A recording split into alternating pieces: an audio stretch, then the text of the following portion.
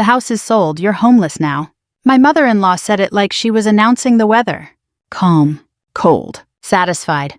She stood beside my husband on our front porch, holding a stack of divorce papers against her chest, while the late afternoon Colorado wind pushed strands of silver hair across her face.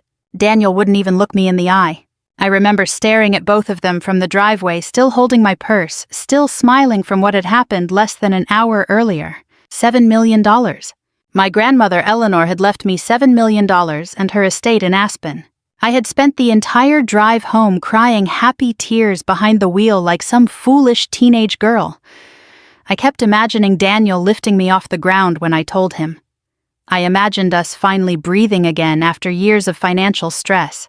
Instead, my husband stood on the porch beside his mother like a stranger waiting to evict a tenant. "The movers already came," Patricia continued. "Your things are in storage." I blinked slowly. "What?" Daniel finally spoke, but his voice sounded rehearsed. "It's over, Claire. Over. 27 years of marriage reduced to 2 words spoken by a man who once drove 6 hours through a snowstorm just to bring me soup when I had pneumonia." I looked past them toward the house. Our house.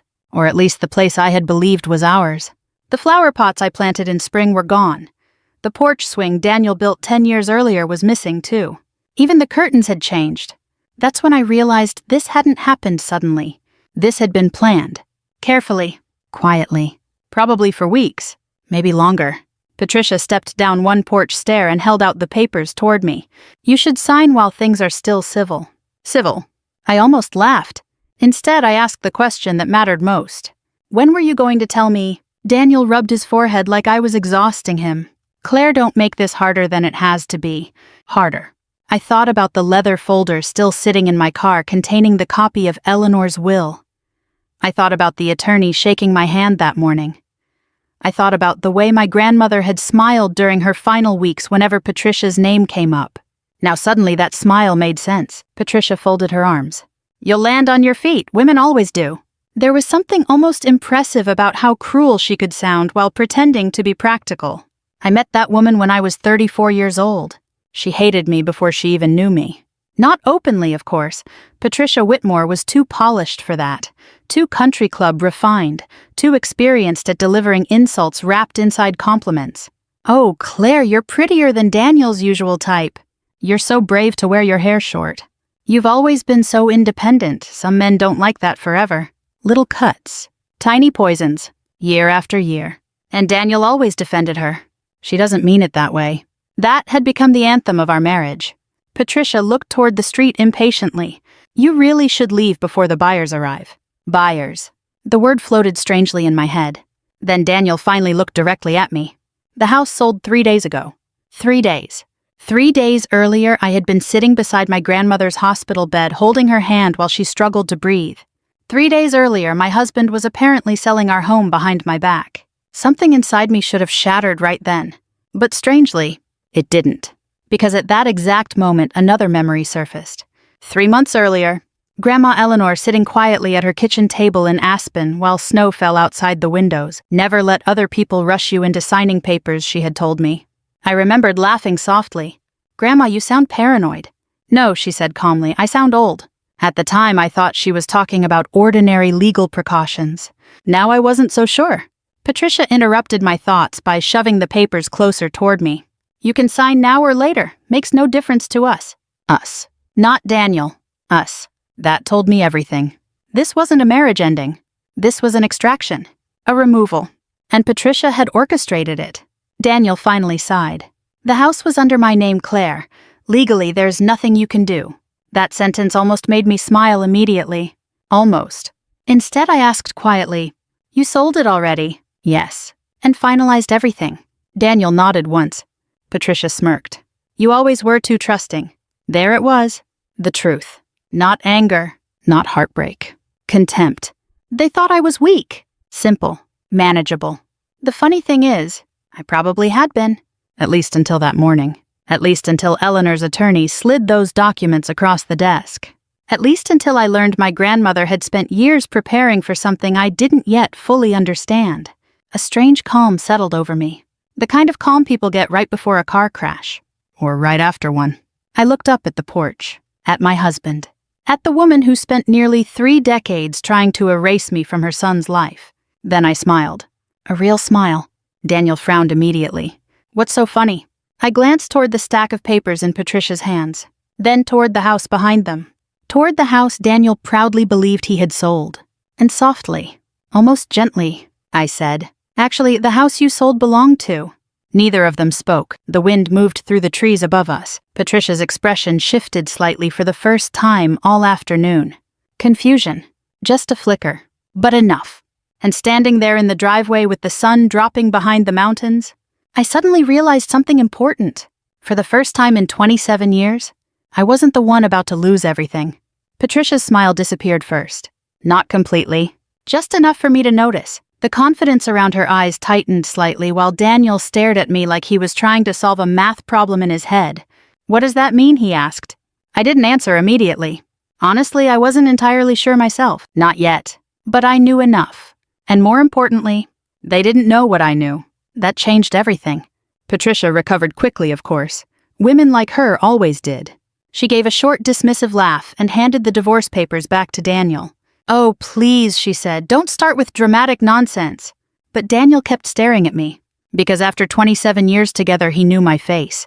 He knew when I was bluffing, and this wasn't bluffing. I slowly walked past them toward the porch steps. Patricia immediately moved sideways to block me. "You can't go inside." I looked at her calmly. "My coat is still in there.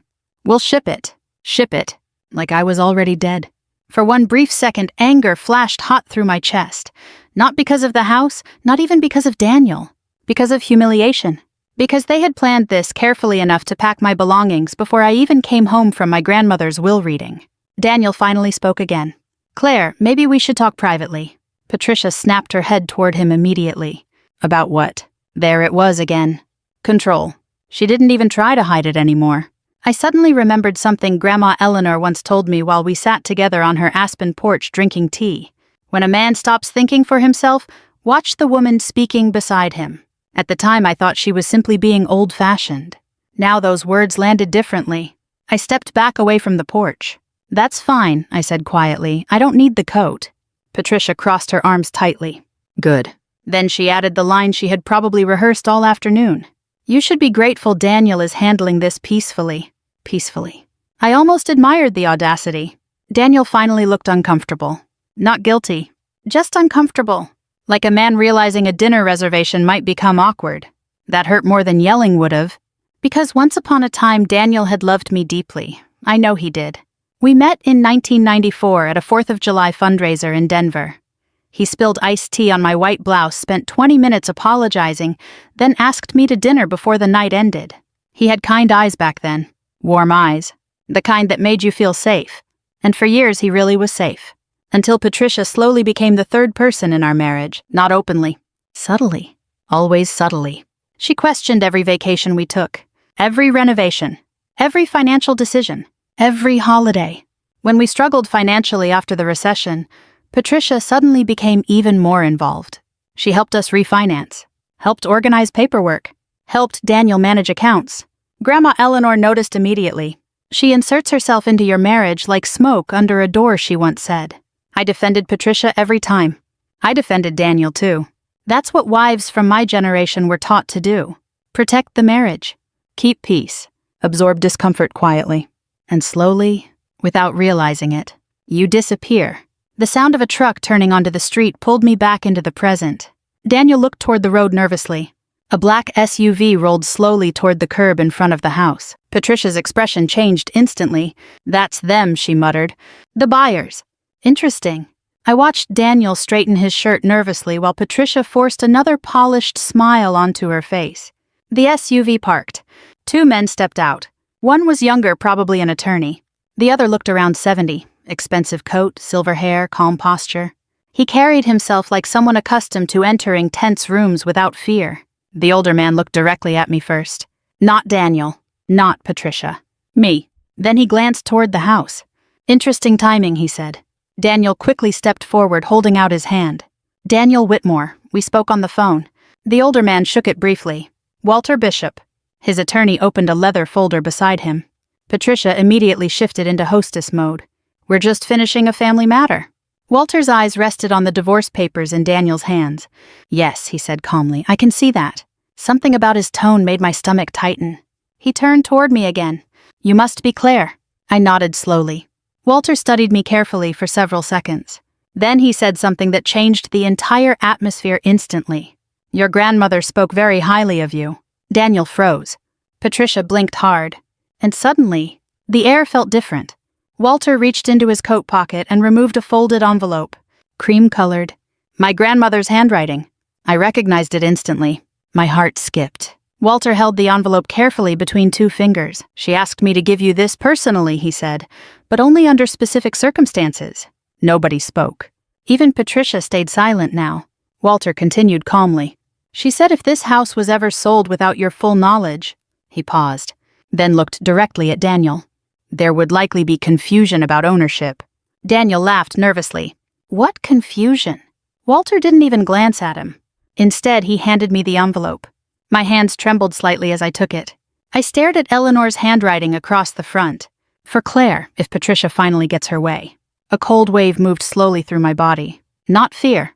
Recognition. Grandma knew. Somehow, she knew. Daniel stepped closer now. "Claire, what is this?" I looked up at him. Really looked at him.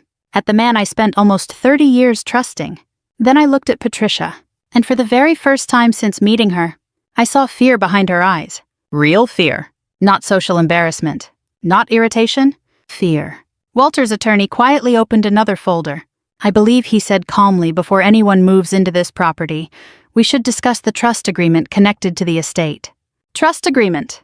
Daniel's face lost color instantly. Patricia whispered, "What trust?"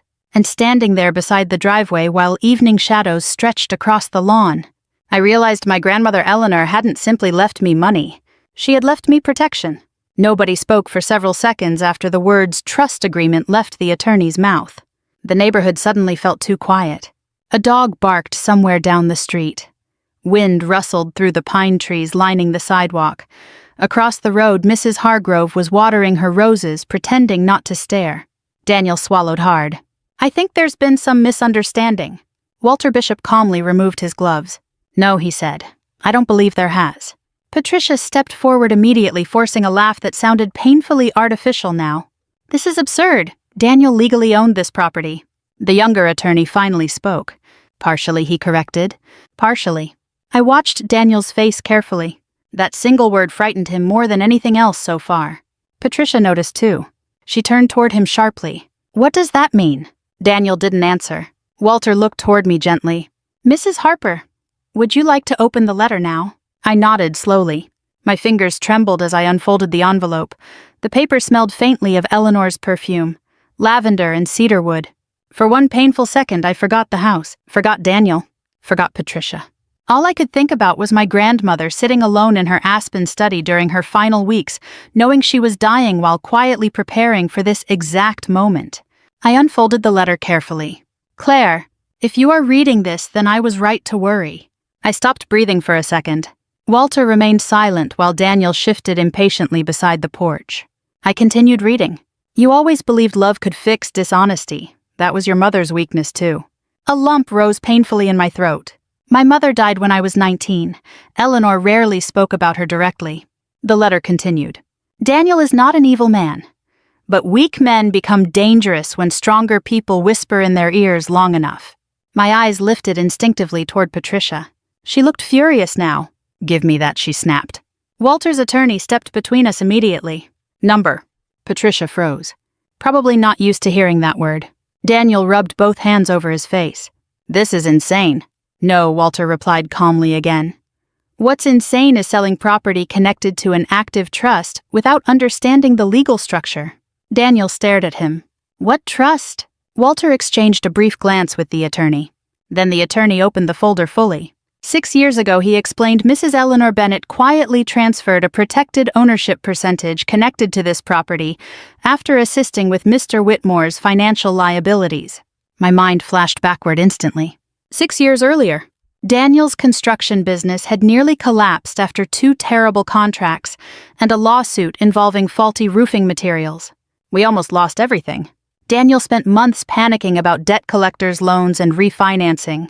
Then suddenly, Everything stabilized. When I asked how, he told me Patricia had helped arrange financing. But now another memory surfaced. Grandma Eleanor calling me late one evening.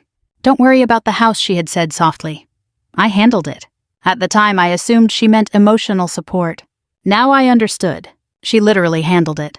Daniel looked pale. "What percentage?" The attorney answered immediately. "Enough to complicate unauthorized sale proceedings." Patricia exploded. "Oh, for God's sake, Daniel, what did you sign?" There were hundreds of pages, he snapped back. "And you signed them without reading. You told me the refinancing had to happen fast." The silence afterward was almost embarrassing, because suddenly the truth stood naked in front of all of us. They weren't masterminds. They were greedy amateurs. Walter adjusted his coat calmly while Patricia's composure began cracking apart piece by piece. She pointed at me furiously. She knew about this. I didn't, I said honestly. And I truly hadn't. Not fully. But Grandma had. That realization settled deep inside me now. Eleanor had spent years watching quietly while Patricia maneuvered through our lives like a woman rearranging furniture inside someone else's house. And she planned accordingly.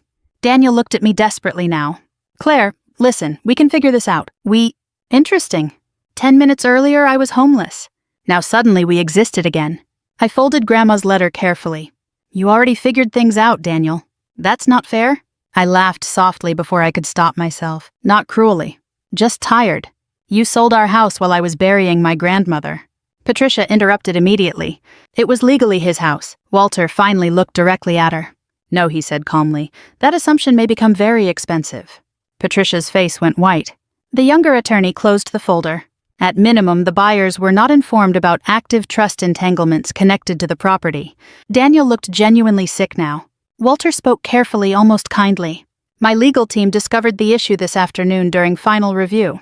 Patricia crossed her arms tightly. "So what now?" Walter glanced toward the house. "Now," he said, "we pause everything before someone makes this worse." Daniel suddenly turned toward me. "You knew this would happen." Number. "Then why were you smiling?" I looked at him quietly for several seconds. Because the answer had finally become clear. I smiled because for the first time in years, I wasn't trapped anymore. Not financially. Not emotionally. Not inside a marriage where every decision quietly passed through Patricia first. The realization felt strange. Painful. But freeing too. Walter gently motioned toward the letter in my hands. "There's more," he said. I looked back down and continued reading. "Claire, if Patricia is standing nearby while you read this, then I imagine she still believes money makes people powerful. But real power is patience. And people who underestimate quiet women usually regret it eventually." I could practically hear Eleanor's voice saying the words. Patricia looked furious enough to explode. Daniel suddenly seemed smaller somehow. "Older?" Walter spoke softly. "Your grandmother asked me to help if necessary." Why, I whispered. Walter smiled sadly. "Because she loved you." That nearly broke me. Not the money, not the house. That. The simple certainty that someone saw everything happening around me for years, and cared enough to prepare for it. Daniel stepped down from the porch finally. "Claire." I held up one hand gently. "Number?" He stopped immediately. And for the first time since our marriage began, he actually listened. Walter suggested we continue the conversation somewhere private. Patricia objected immediately. "We are not sneaking off to some back room over made-up legal nonsense." Walter didn't even react. He simply turned toward me. "Claire." It struck me then that nobody had asked what I wanted in a very long time. Not really. Daniel usually decided. Patricia always influenced. And I adapted. Smoothed things over. Kept peace. That had been my role for decades. But standing there with my grandmother's letter still trembling in my hands, I realized I was tired of peace that only existed when I stayed silent. "I'd like to hear the rest," I said. Walter nodded once. "There's a hotel lounge about 5 minutes away." Patricia scoffed loudly. "Oh, please." But Daniel interrupted her this time. "Mom, stop." The word startled both of us. Mom, not Patricia. Not mother. A little boy's voice hiding inside a 70-year-old man. Patricia looked offended. Daniel looked exhausted. The younger attorney handed Walter another folder while I slowly walked back toward my car. Daniel followed me halfway down the driveway. "Claire, wait." I stopped but didn't turn around immediately. His voice softened. "You know I'd never intentionally hurt you." I closed my eyes briefly. There it was again. The careful wording. Not, "I didn't hurt you."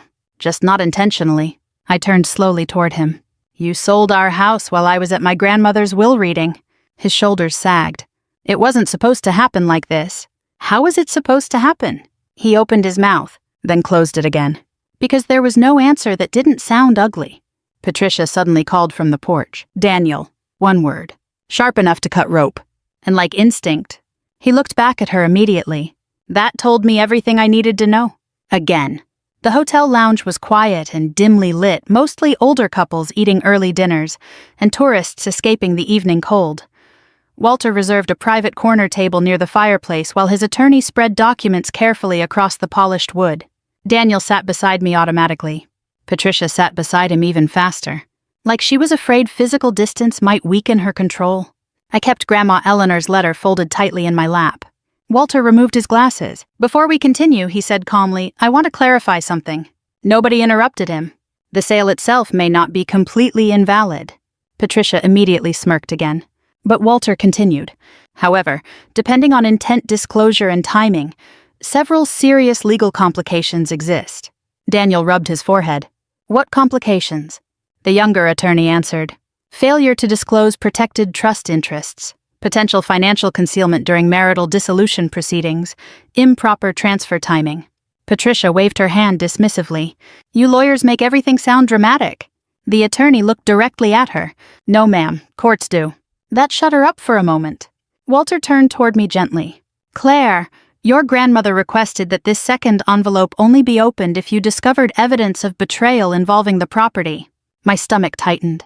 Second envelope. Of course there was another one. Eleanor had always believed important things deserved layers. She once wrapped my Christmas gifts inside 5 separate boxes just because she enjoyed suspense. Walter slid the envelope toward me. I stared at it silently. My grandmother's handwriting again. For Claire, when the truth finally becomes impossible to ignore. My chest hurt reading that. Because deep down, I think part of me always knew. Not about the house. Not about the divorce. But about Daniel slowly disappearing from our marriage year after year while I pretended not to notice. I opened the envelope carefully. Inside was another handwritten letter. And several photocopied documents, bank transfers, property records, emails. I looked down at the first sentence. Claire, if you are reading this, then Patricia finally overplayed her hand. Patricia shifted uncomfortably beside Daniel. I continued reading silently for several seconds before my breathing slowed completely. Then I looked up, at Daniel. You used my inheritance from my mother. He blinked hard. What? I lifted one of the documents. You told me we used your savings during the recession. Patricia suddenly leaned forward. Claire, now wait a minute. Number? The word surprised even me. Patricia froze. I stared directly at Daniel. You used the money my mother left me. He looked trapped now. Cornered. Like a tired man who suddenly realizes every locked door around him was built by his own choices. It was temporary, he muttered weakly. How much? Silence. How much, Daniel? Finally. Almost all of it. The fireplace crackled softly beside us. Somewhere across the lounge, silverware clinked against plates. Ordinary sounds. Ordinary life continuing while mine quietly cracked open. My mother left me $80,000 when she died. Not enough to change a life, but enough to matter. Enough to remember her by. Daniel reached toward me carefully. Claire, I was trying to save the business. Patricia immediately jumped in. And that business fed you for years. Walter calmly slid another document across the table. Actually, he said the business losses accelerated after several withdrawals connected to Patricia Whitmore's investment accounts. The silence afterward felt enormous. Daniel slowly turned toward his mother. Patricia's face drained pale. What? Walter adjusted the paper slightly. Mrs. Whitmore encouraged several high-risk investments during the same period Mr. Whitmore claimed financial hardship. Daniel stared at her. You said those accounts were protected. Patricia snapped instantly. They were supposed to be. Supposed to be. There it was, the truth finally dragging itself into daylight. Daniel wasn't innocent. But he wasn't the mastermind either. He was weak. Weak enough to follow the loudest voice in the room. Grandma Eleanor had seen that years before I did. I looked back down at her letter. You cannot save people who willingly hand their conscience to someone else. A tear slid down my cheek before I could stop it. Not because of the money. Because I suddenly realized how long I had been fighting alone for a marriage Daniel stopped protecting years ago. Walter spoke softly. Your grandmother didn't want you destroyed financially after the divorce. Divorce. The word sounded different now. Not like death, like release. Daniel finally whispered, "Claire, I'm sorry." And for the first time all evening, I believed he meant it. But strangely, that no longer changed anything. The strange thing about betrayal is this. Sometimes the pain doesn't arrive all at once. Sometimes it comes quietly, layer by layer, until one final truth makes everything collapse together. That night in the hotel lounge, I watched 27 years of marriage unravel in less than an hour. And oddly enough, I wasn't the person falling apart. Patricia was. "You're making me sound like some criminal," she snapped at Walter. Walter remained perfectly calm. "I'm making you sound documented." The younger attorney slid another set of papers across the table. Patricia barely looked at them. Daniel did. And as he read, something changed in his face. Shock first, then confusion, then anger. Real anger. Not toward me, toward her. "You moved money out of the business account." Patricia crossed her arms defensively. "It was temporary." Daniel laughed once under his breath. A bitter sound. "That's what I told Claire." Patricia's eyes narrowed instantly. "Don't start blaming me for your decisions." "My decisions," Daniel stared at her. "You told me Claire would take everything if we waited. And I was protecting you." "No," he said quietly. "You were protecting yourself." That sentence hung heavily over the table. I sat silently beside them, watching the two people who had spent years operating like a team suddenly turn on each other the moment consequences appeared. Grandma Eleanor used to say, "Greed is loyal only until fear arrives." Now I understood exactly what she meant. Walter closed one folder calmly. "At this point, I strongly recommend everyone retain separate legal counsel." Patricia scoffed. "Oh, please, nobody's going to court over this." The younger attorney looked directly at her. "Ma'am, there's already enough here for civil litigation." Daniel went pale again. Patricia snapped toward him immediately. "Stop looking frightened." "I should be frightened." "No, you should stay calm and let professionals handle this." Daniel suddenly laughed again, this time louder. "Professionals, Mom, you told me this would be easy." Every older couple in the lounge was pretending not to stare now. Patricia lowered her voice sharply. "Keep your voice down." But Daniel had finally reached that dangerous, emotional place people arrive at when humiliation becomes stronger than denial. "No," he said, "you pushed this." Patricia leaned closer. "And who signed the papers?" "You said Claire would never know. You said the trust wasn't important. You said the house was safe. You said a lot of things." Each sentence came out harder, sharper, years of obedience cracking open all at once. And suddenly I saw something clearly. Daniel had spent his entire life trying to earn Patricia's approval. Even now, even after everything, part of him still wanted her to tell him this would somehow be okay. But Patricia wasn't comforting him anymore. Because frightened people stop protecting others. They protect themselves. I quietly folded Grandma Eleanor's letters and placed them back inside my purse. Walter noticed. "You all right?" I nodded slowly. And surprisingly, I was. Not happy. Not untouched. But steady. For years I thought losing my marriage would destroy me. Now I realized something worse had already happened long ago. I had spent decades shrinking myself to keep that marriage alive. The destruction had already happened. I just hadn't called it by its real name. Daniel turned toward me suddenly. "Claire, please say something." I looked at him carefully. At the man who once danced with me barefoot in our kitchen at midnight. The man who held my hand at my mother's funeral. The man who now sat trapped between guilt and fear while his mother silently calculated escape routes beside him. "What do you want me to say?" "That I'm sorry." "You already said that." "I mean it." "I know." That seemed to confuse him more than anger would have. Because guilt feels manageable when the other person screams. Quiet acceptance feels final. Patricia abruptly stood from the table. "This conversation is finished." Walter remained seated. "No, ma'am, it's just beginning." She grabbed her purse aggressively.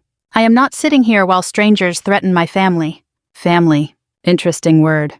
Because Patricia spent years treating me like an intruder inside hers.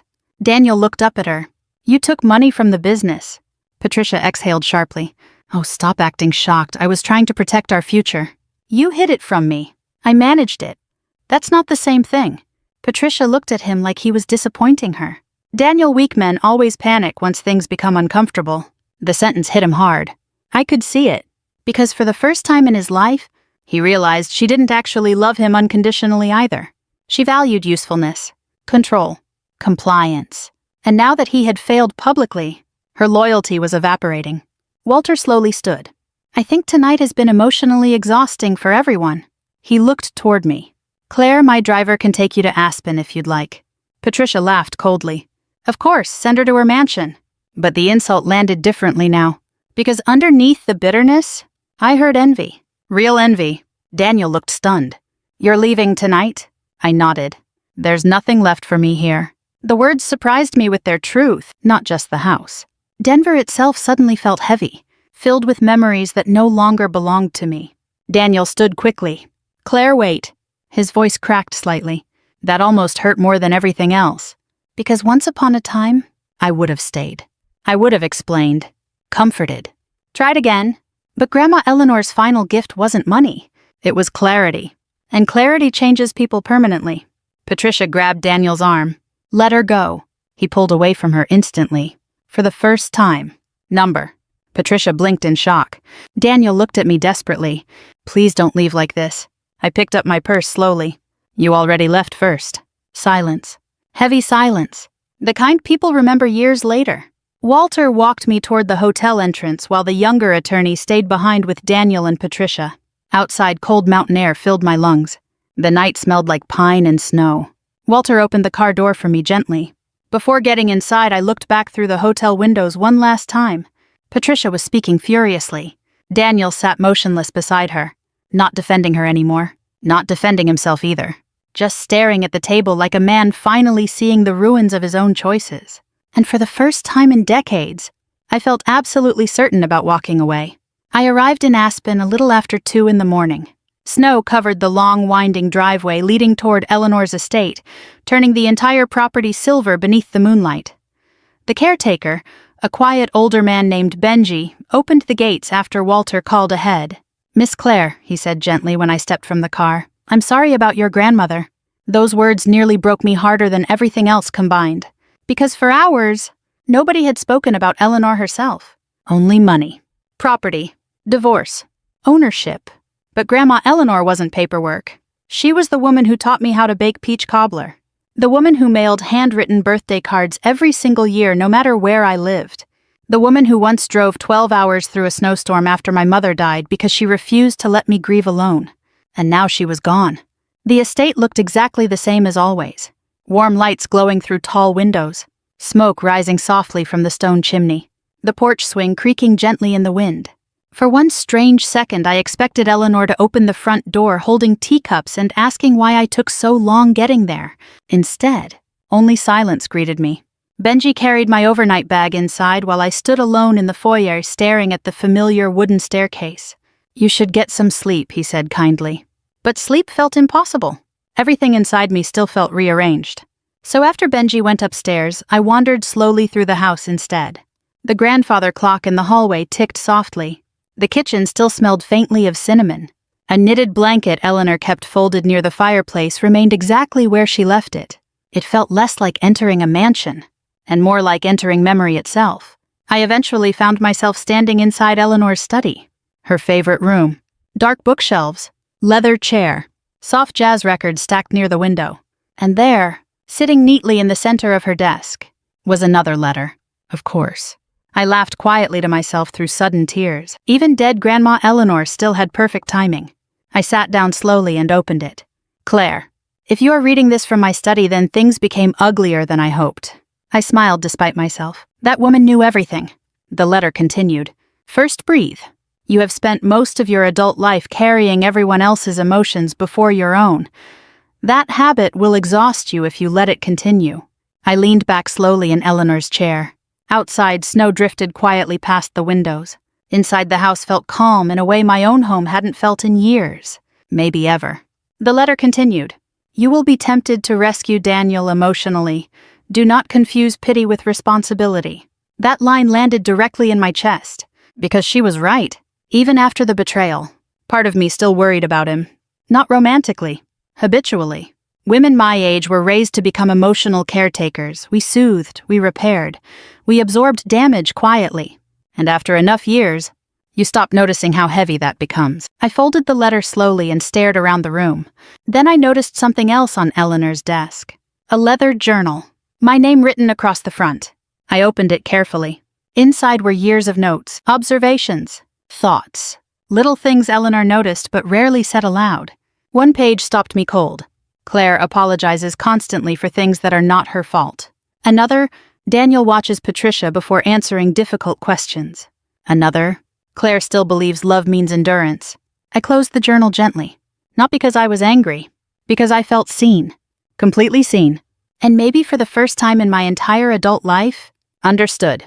The next morning, Aspen looked breathtaking beneath fresh snow. I made coffee in Eleanor's kitchen while sunlight spilled across the mountains outside the windows. For the first time in months, my shoulders didn't hurt. I hadn't realized how tense my body became living around constant emotional pressure. By noon, my phone began exploding with missed calls. Daniel. Again. And again. Voicemails. Texts. Emails. I ignored all of them, until one message finally caught my attention. Please don't let 30 years end like this. I stared at the screen for a long time, then quietly deleted it. Because the truth was, our marriage hadn't ended in one night. It ended slowly, piece by piece, every time he chose silence over honesty. Every time he let Patricia humiliate me to avoid conflict. Every time I accepted less than respect because I thought loyalty required sacrifice. That afternoon, Walter called to update me. The buyers froze everything he explained. Your husband's attorney is requesting negotiations. My husband, Walter chuckled softly. Sorry, habit. Oddly enough, hearing the word husband now felt unfamiliar, like clothing that no longer fit properly. Walter hesitated briefly before continuing. There's something else. What? Patricia hired separate counsel this morning. I closed my eyes slowly. Of course she did. She's blaming Daniel. Yes. I sat quietly beside the fireplace while snow fell heavily outside. Then unexpectedly, I started laughing. Not cruelly, not hysterically. Just tired laughter from a woman finally watching years of manipulation collapse under its own weight. Walter laughed softly too. Your grandmother predicted that part exactly. I'm not surprised. After we hung up, I walked outside onto the porch wrapped in Eleanor's old wool coat. The mountain air stung my lungs beautifully. Everything looked clean. Still, honest. And standing there alone in the silence, I realized something important. I wasn't lonely. Not even a little. For years, I confused companionship with safety. But real safety, real peace, comes from not having to earn basic kindness every single day. That evening, as sunset painted the snow gold and orange across the mountains, I finally stopped mourning my marriage, because deep down, I knew I had actually been grieving it for years. 1 year later, I stood in Eleanor's kitchen watching sunlight spill across the snow-covered mountains, while a blueberry cobbler cooled beside the window. The house smelled like cinnamon and coffee. Peaceful, warm, lived in. For a long time, I thought healing would feel dramatic somehow, like a movie scene where everything suddenly makes sense and all the pain disappears overnight. But healing, at least for me, arrived quietly, in small moments. The first morning I woke up without anxiety twisting inside my stomach. The first evening I realized I hadn't checked my phone waiting for Daniel's mood to determine mine. The first holiday dinner where nobody criticized the way I cooked, dressed, spoke, or laughed. Tiny freedoms. That's what healing really was. Tiny freedoms repeated enough times to become a life. Outside, fresh snow drifted gently across the Aspen property, while guests slowly began arriving for dinner. Nothing extravagant. Just people who genuinely loved me. Benji carried wood toward the fireplace while my old friend Marianne arranged flowers across the dining table. Walter arrived carrying 2 bottles of wine and immediately started arguing with Benji about football. Normal things. Good things. The kind of things I spent years believing would eventually happen inside my marriage if I just tried harder. But some homes never become peaceful because chaos benefits the people creating it. That lesson took me nearly 70 years to understand. Marianne walked into the kitchen, smiling. You look lighter. I laughed softly. That obvious? Yes. She kissed my cheek gently before lowering her voice. Have you heard from Daniel? I nodded once. Twice, actually. The first letter arrived 6 months earlier. Apologies. Regret. Loneliness. The second came shortly before Christmas. Shorter. Sadness replacing excuses. He wrote that Patricia barely spoke to him anymore after the lawsuits began. Several friends disappeared once the scandal spread through their social circles. The construction business eventually collapsed completely under legal debt and public embarrassment. In his final paragraph, he wrote, Your grandmother understood people better than I ever did. I never answered. Not because I hated him. Strangely enough, I didn't. Time had softened the sharpest parts of my anger. What remained was something quieter. Acceptance. Daniel wasn't destroyed by one terrible decision. He was destroyed slowly by years of weakness. And honestly, so was I. Just differently. For most of my adult life, I confused self-sacrifice with love. I believed enduring unhappiness made me loyal. I believed keeping peace made me wise. I believed forgiving endlessly made me strong. But Eleanor understood something I didn't. Love without respect eventually becomes permission. And permission invites mistreatment. The front door opened again as Walter entered the kitchen, carrying snow across the hardwood floor. Bad news, he announced dramatically. Benji still believes the Broncos can recover next season. I laughed harder than I had in years. Real laughter. The kind that rises naturally instead of carefully. Walter smiled warmly, watching me. You know, he said quietly once Marianne stepped away, your grandmother would be very proud of you. That nearly made me cry immediately.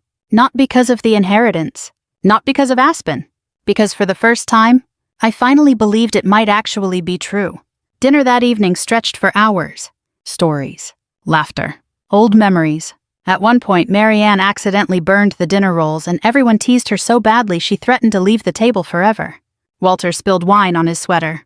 Benji cheated at cards. Simple things. Beautiful things. And sitting there surrounded by warmth instead of tension. I suddenly understood what Eleanor had really given me. Not money. Not property. Not revenge. She gave me clarity before it was too late to rebuild my life. That was the real inheritance. Later that night, after everyone left, I stepped outside onto the porch, alone, wrapped in Eleanor's old coat. Snow covered the mountains beneath moonlight. The world looked soft and silent. I sat slowly on the porch swing Daniel built years ago. Ironically, Walter tracked it down after the house sale collapsed and had it returned to Aspen as a joke. I ran my hand gently across the wood. For years I thought home was another person. A marriage. A family. A place where someone promised to stay. But age teaches you difficult truths. Sometimes the people you love most become the people you survive. And sometimes losing the wrong people is the first honest step toward finding peace. The cold mountain air filled my lungs as I looked out across Eleanor's property one final time.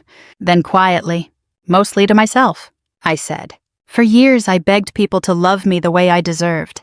Now I know real love never asks you to shrink first. The wind moved softly through the trees. Somewhere far below Aspen glowed quietly in the distance. And for the first time in a very long time, I felt completely at home. If this story meant something to you, if you've ever stayed too long in places that slowly broke your spirit, I hope you remember this. It is never too late to choose peace over performance. And sometimes the greatest revenge is simply becoming someone nobody can control anymore. Thank you for spending this time with me. And if this story touched your heart, I'd love for you to share it with someone who may need the reminder too. The first time I saw my father cry in public, he was standing in the middle of the Maplewood Veterans Hall holding a folded newspaper with my photograph on the front page. Not a wedding picture, not a graduation portrait, a Pentagon security photo. I was walking beside a senior defense official in Washington, D.C. wearing my Navy dress whites, while 2 armed federal agents escorted us toward a secure entrance. The article headline read, Ohio-born Navy officer helps lead emergency evacuation of American civilians. My father stared at that picture like he was looking at a stranger. Then he said the words nobody in that room ever expected to hear from Frank Whitmore. I think I may have been wrong about my daughter. The room went silent. My brother Danny nearly dropped his coffee. My mother covered her mouth with both hands. And me, I wasn't even there to hear it. I was sitting alone in a government sedan outside Arlington National Cemetery when my phone started vibrating for the 4th time in 10 minutes. Mom calling. I let it ring. The driver pretended not to notice. Outside the window, November rain slid slowly down rows of bare trees and white headstones. Washington always looked colder than Ohio, even when the temperatures matched. Maybe because everybody there carried invisible things on their shoulders. Finally, my phone buzzed again. This time it was a voicemail. Rebecca, my mother said softly, please call us back. We need to talk. Family meeting tomorrow. Family meeting? I almost laughed out loud. For 38 years, nobody in my family had ever called a meeting when I was hurting. Not when I left for Annapolis. Not during deployments. Not after Grandma Eleanor died.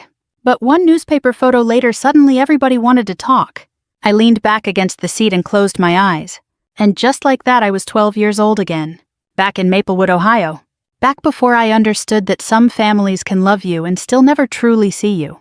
Maplewood was the kind of small Midwestern town where people still mowed lawns in straight lines and waved at strangers from pickup trucks. My father worked 32 years at the Champion Tool Factory before they downsized half the plant in the early 2000s. My mother worked part-time at the church office. We weren't poor, but every dollar had a purpose. My brother Danny fit naturally into that world.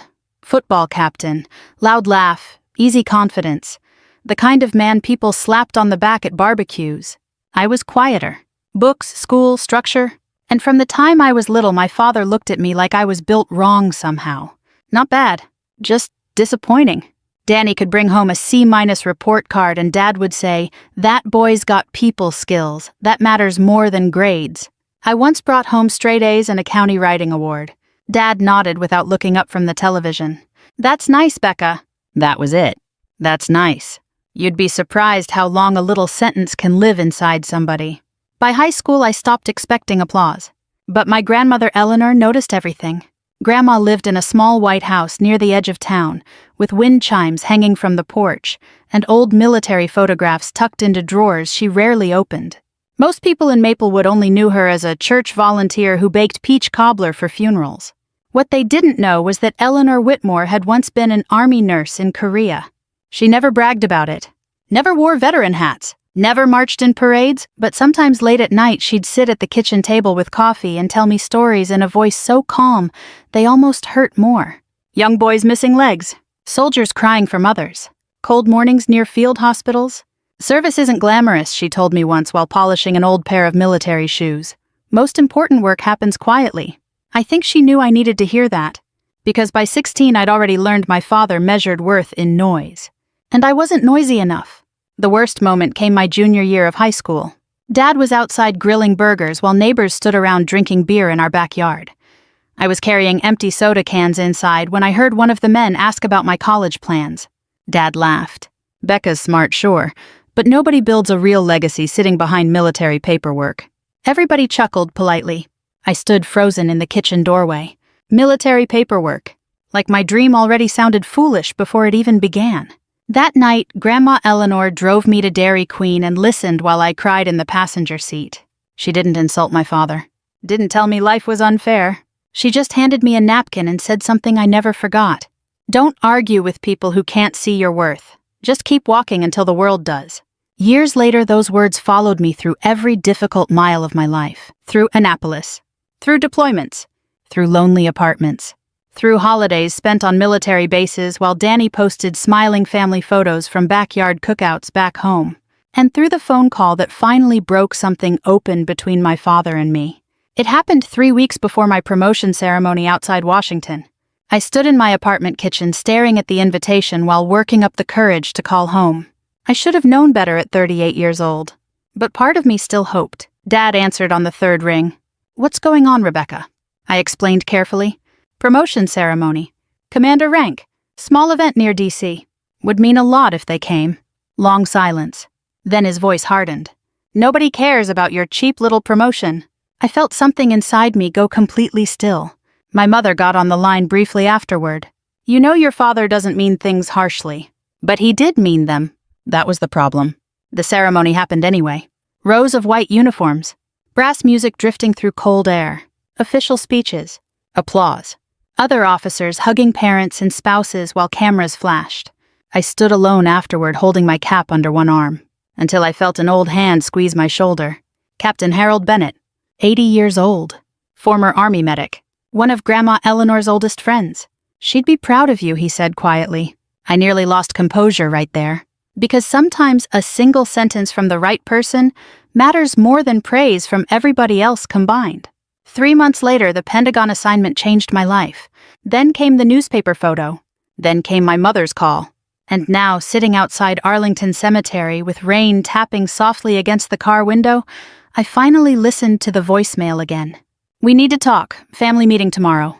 I looked toward the cemetery gates and whispered the words I wished Grandma Eleanor could hear. "You were the only one who saw me before the world did." Then I told the driver to take me home to Ohio. By the time I crossed the Ohio state line, the trees had already turned the dull brown color that comes right before winter settles in for good. I hadn't driven home in nearly 8 months, long enough for the roads to feel familiar and distant at the same time. The farther west I drove from Washington, the quieter everything became. Less traffic, fewer sirens, more pickup trucks with veteran bumper stickers and rust forming around the wheel wells. I rolled the window down near Zanesville just to smell cold farmland again. People who grow up in small towns understand this feeling. No matter how far you go, part of your nervous system stays tied to old roads and grain silos and church bells. But as Maplewood got closer, my stomach tightened harder with every mile marker. Because deep down I knew this family meeting wasn't really about reconciliation.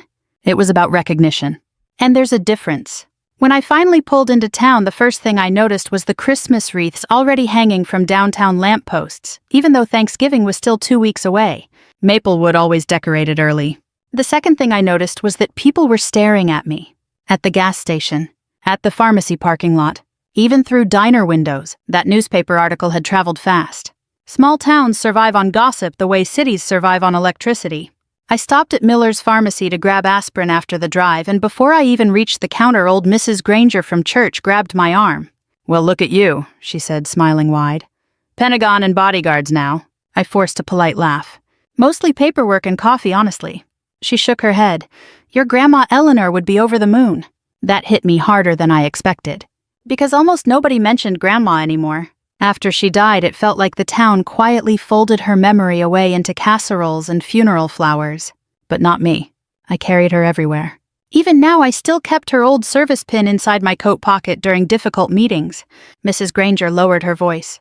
"Your father's been acting strange since that article came out." I raised an eyebrow. "Strange how? He keeps buying extra newspapers." She smiled gently. "That man's probably read your article 20 times. I didn't know what to say to that. Because part of me wanted satisfaction. Another part wanted to cry. And another part, the tiredest part, just wanted everyone to stop making my worth sound surprising. I left the pharmacy and drove slowly toward my parents' neighborhood. Nothing there had changed. Same cracked sidewalks, same American flags hanging from porches, same little ranch houses built for factory families back when people believed one steady job could carry a household forever. Danny's truck was already parked outside Mom and Dad's house when I arrived. Of course it was. My older brother never missed a chance to control a room. I sat in my car for nearly 2 minutes before getting out. The November wind cut straight through my coat. And suddenly I remembered being 18 years old, standing in this exact driveway with 2 suitcases before leaving for Annapolis. Dad barely hugged me that day. Mom cried. Danny joked that I'd come home in 6 months begging for real food. Only Grandma Eleanor looked at me like she understood what it cost to leave home for service. I can still hear her final words before I climbed into that shuttle bus. "Walk steady. Not be fearless. Not be perfect. Just walk steady." The front door opened before I reached it. My mother rushed outside first. "Oh my goodness," she whispered, wrapping her arms around me. "Rebecca." She hadn't called me Rebecca with tenderness in years. Usually it was just Becca shouted across noisy family dinners. I hugged her back carefully. She smelled like hand lotion and cinnamon candles. For one brief second, I almost allowed myself to believe this visit might actually heal something. Then Danny appeared behind her. "Well," he said loudly, "look who finally remembered us little people." There it was. The old rhythm. Sarcasm disguised as humor. I forced a small smile. "Good to see you, too." Danny stepped forward and hugged me quickly, but something about it felt performative. Like he was already imagining himself telling people about his Pentagon sister at the bar later. Inside the house buzzed with noise. Aunts, cousins, even neighbors. I stopped dead near the living room doorway. "You invited people?" I asked quietly. Mom looked nervous immediately. "Well, folks were excited you were coming home." Excited. Interesting word. Nobody had been excited when I graduated Annapolis. Or during my first deployment. Or when Grandma Eleanor's funeral nearly emptied my savings because I paid for most of it myself while Danny complained about floral costs. But one newspaper article later, suddenly I was interesting. I kept my expression neutral. "Military training teaches you how to lock emotions behind your teeth." Still, my chest burned. Dad emerged from the dining room holding coffee. For a second, neither of us spoke. Frank Whitmore had aged more than I realized. His shoulders sagged lower now. More gray around the temples. His hands looked rougher, too. Factory hands. Working man hands. The kind that built half this country and silently destroyed the bodies attached to them. Then he nodded awkwardly. Long drive. About 7 hours. He cleared his throat. Saw your article, I figured. Another silence. Everybody nearby pretended not to listen. Dad shifted uncomfortably before finally saying words that sounded almost physically painful for him. People around town seemed pretty impressed. Not I'm proud of you. Not even congratulations. Just people seem impressed. I almost smiled at how predictable it was. Town always did like headlines, I answered calmly. Danny laughed too loudly. Well, you're basically famous now. Mom's been saving newspapers like you're a Kennedy. Mom shot him a look. The room filled with uncomfortable chuckles. Then Aunt Linda walked over carrying deviled eggs and touched my arm. Your grandmother always said you were destined for something important. There it was again. Grandma Eleanor, the only person whose faith in me never changed with public opinion. I looked around the crowded living room. Football game playing softly on television. Cheap folding chairs pulled from the garage. Pot roast smell drifting from the kitchen. Middle-aged relatives suddenly eager to hear Pentagon stories after years of barely asking about my life. And right then I understood something clearly. They didn't know me at all. Not really. They knew the newspaper version. The impressive version. The version validated by strangers. But nobody in this room knew how many nights I cried alone after deployments. How many holidays I spent eating microwave dinners on base. How hard I worked to become someone my father still couldn't quite say he respected. Then the front door opened again. Cold air swept inside, and when I saw who stepped through that doorway holding an old leather satchel in his weathered hands, my heart nearly stopped. Captain Harold Bennett, Grandma Eleanor's old Army medic partner, 82 years old and still standing straight. The entire room turned toward him in confusion. But I already knew. This was the real reason I came home, and suddenly my family had no idea what was about to walk into that living room. Captain Harold Bennett removed his wool coat, slowly, carefully folding it over one arm, while the entire living room stared at him. Nobody in my family recognized him except me. But the second I saw the old Army Corps pin on his lapel, I felt 16 years old again, sitting at Grandma Eleanor's kitchen table, listening to stories about soldiers who never came home. Harold looked older than the last time I'd seen him at my promotion ceremony. Thinner, too, but his eyes were still sharp. Rebecca, he said warmly. I crossed the room before anybody else could speak and hugged him tightly. I didn't know you were coming. He smiled faintly. Your grandmother taught me surprises matter. That got my father's attention immediately. Harold Bennett, Dad asked cautiously. From Eleanor's old stories. Harold nodded once. That's right. Dad shook his hand with visible uncertainty. Now here's the thing about men from my father's generation, especially working-class Midwestern men. Military service meant something sacred to them even if they rarely talked about emotions. A veteran from Korea automatically carried weight in a room like this, which meant Harold's presence changed the atmosphere immediately. The joking stopped. The performance softened. Mom hurried to make coffee while Harold settled slowly into Dad's old recliner near the fireplace. You look just like your grandmother around the eyes, he told me quietly. I swallowed hard. Nobody had said that to me since her funeral. The room eventually reorganized itself into awkward conversation. Cousins wandered toward the kitchen. The football game kept playing in the background. Somebody dropped ice into glasses. But underneath it all, tension hummed quietly. Because everybody sensed Harold hadn't come just for dinner. He brought something with him. The old leather satchel rested against his chair the entire time. Dad noticed it too. Finally, after nearly 20 minutes of shallow small talk about traffic weather and Washington politics, Harold cleared his throat. I came because Eleanor asked me to. The room went completely still. My mother blinked. Asked you to? Harold nodded slowly, before she passed. Dad frowned. That was 3 years ago. She knew her time was running out. I felt cold suddenly. Harold rested both hands on the satchel. She gave me instructions. Told me there would come a day Rebecca finally came home after proving herself to people who never fully saw her. Nobody moved. Nobody even reached for coffee. And for the first time all evening, my father looked genuinely uncomfortable. Harold opened the satchel carefully and removed a worn black journal tied with faded blue ribbon. I recognized it instantly. Grandma Eleanor's handwriting covered the front. Dad stared at it in confusion. I've never seen that before. No, Harold answered quietly. Because she kept it private. He looked toward me. She wrote in it for almost 20 years. The room suddenly felt too small. Harold untied the ribbon slowly.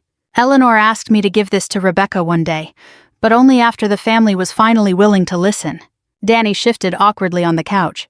Listen to what? Harold opened the journal and adjusted his glasses. Then he began reading.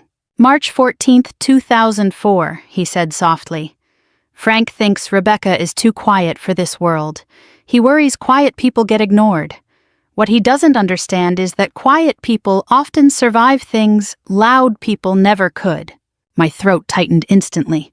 Mom lowered her eyes. Harold turned another page. Rebecca sat with me tonight polishing old service shoes. She asks thoughtful questions, notices details. That girl carries loneliness in her chest like a grown woman already. I couldn't breathe properly, because suddenly Grandma's voice existed in the room again. Warm, steady, certain, Harold continued. I fear Rebecca spends her whole life trying to earn affection that should have been given freely. Dad looked down at the carpet. Danny folded his arms defensively. Nobody interrupted. Outside wind rattled dry leaves across the porch. Harold read another passage. Frank praises confidence because he understands confidence. But Rebecca's strength is different. Hers is endurance. That sentence nearly broke me. Because somebody had finally named it correctly. My entire life wasn't built on brilliance or charm or attention. It was built on endurance. Harold paused and looked at my father. She loved you very much, Frank. But she worried about the things you couldn't say. Dad rubbed his jaw uncomfortably. I did my best. Harold nodded gently. I know you believe that. That answer landed harder than an accusation would have. The room stayed silent another moment before Danny finally spoke. So what this is all supposed to make us feel guilty? I looked at my brother carefully. He sounded irritated. But underneath it I heard something else. Fear. Harold closed the journal halfway. No, Eleanor hated guilt. She believed guilt without growth is useless.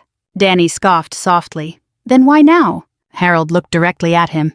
Because your sister spent 20 years becoming someone this family should have appreciated long before strangers did. Nobody spoke after that. Not even Danny. The football commentators droned softly from the television while the weight of Harold's words settled across the room like snowfall. And sitting there surrounded by relatives, I realized something painful. I'd spent most of my life thinking success would finally heal old wounds. That enough promotions, accomplishments, or recognition would eventually make my father look at me differently. But sitting there now, I understood the truth. Success doesn't erase childhood hurt. It just changes who witnesses it. Harold opened the journal again. One more thing, he said quietly. He reached into the satchel and removed an old envelope with my name written across the front in Eleanor's careful handwriting. My hands trembled immediately. Dad stared at it. When did she write that? 2 weeks before she died. Harold handed it to me gently. She told me Rebecca would need it someday after the world finally noticed her. But before bitterness hardened permanently inside her. The room disappeared around me. All I could see was Grandma's handwriting. I opened the envelope carefully. Inside was a single folded page. I recognized the scent instantly. Lavender. Her old perfume. My vision blurred before I even started reading. And then I saw the first line. If you're reading this, sweetheart, it means they finally see what I always did. I had to stop. My chest hurt too badly. Mom quietly began crying near the kitchen doorway. Dad still hadn't spoken.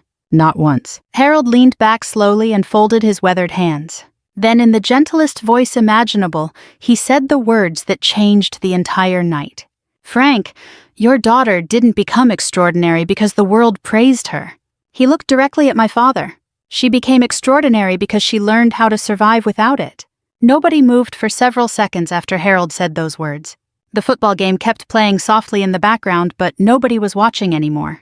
My father sat in his recliner staring at the carpet with both hands locked together so tightly his knuckles had gone white.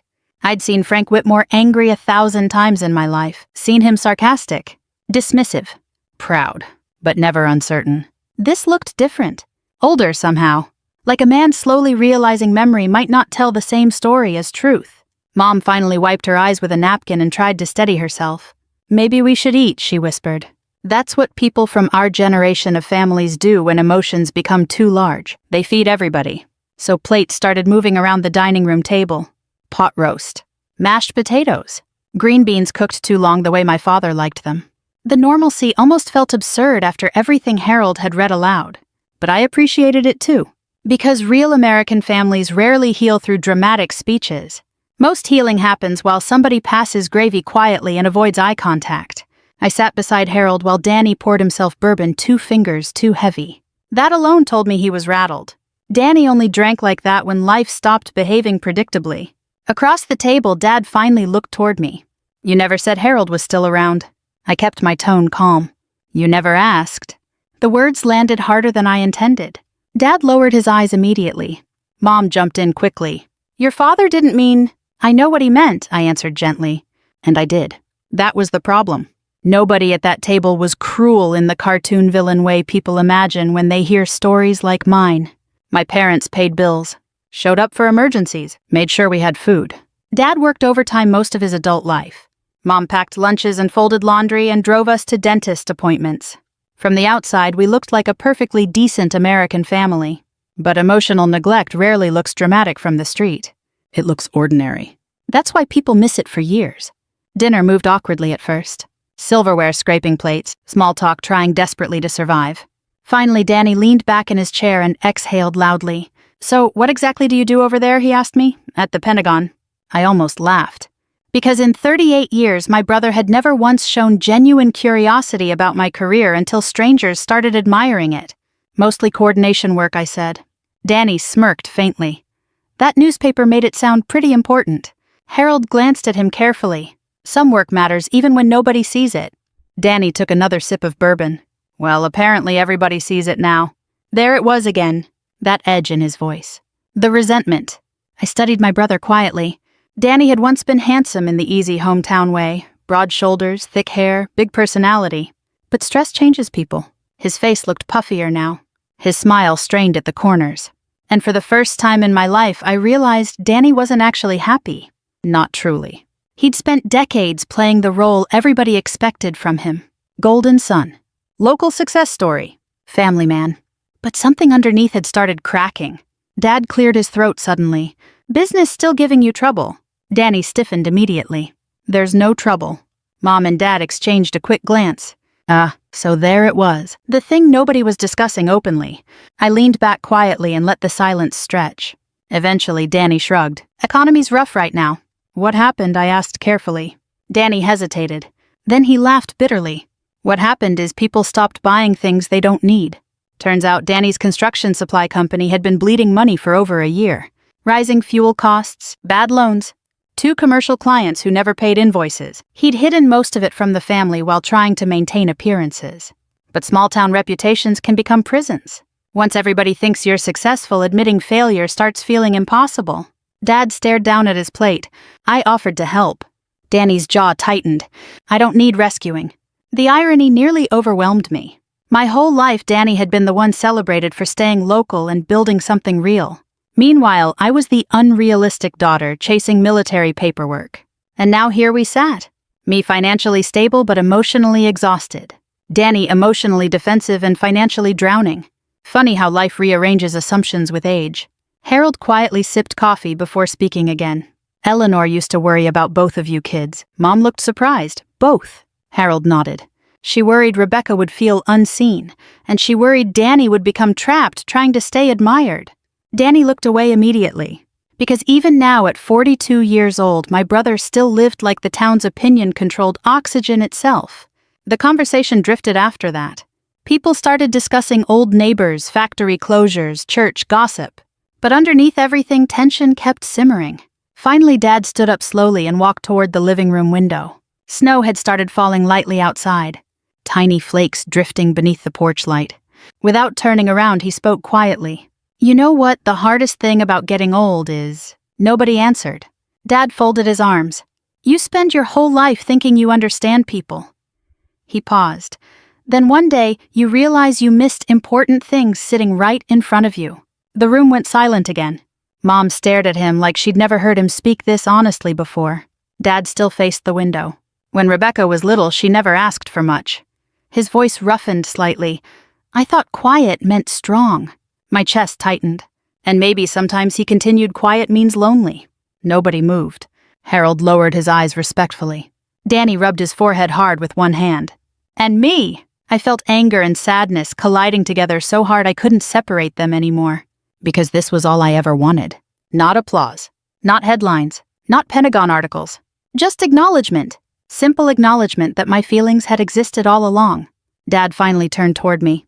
I read that article 3 times before I recognized you. That sentence hurt more than the original insult ever had. Because buried inside it was the truth. The world had introduced my father to his own daughter.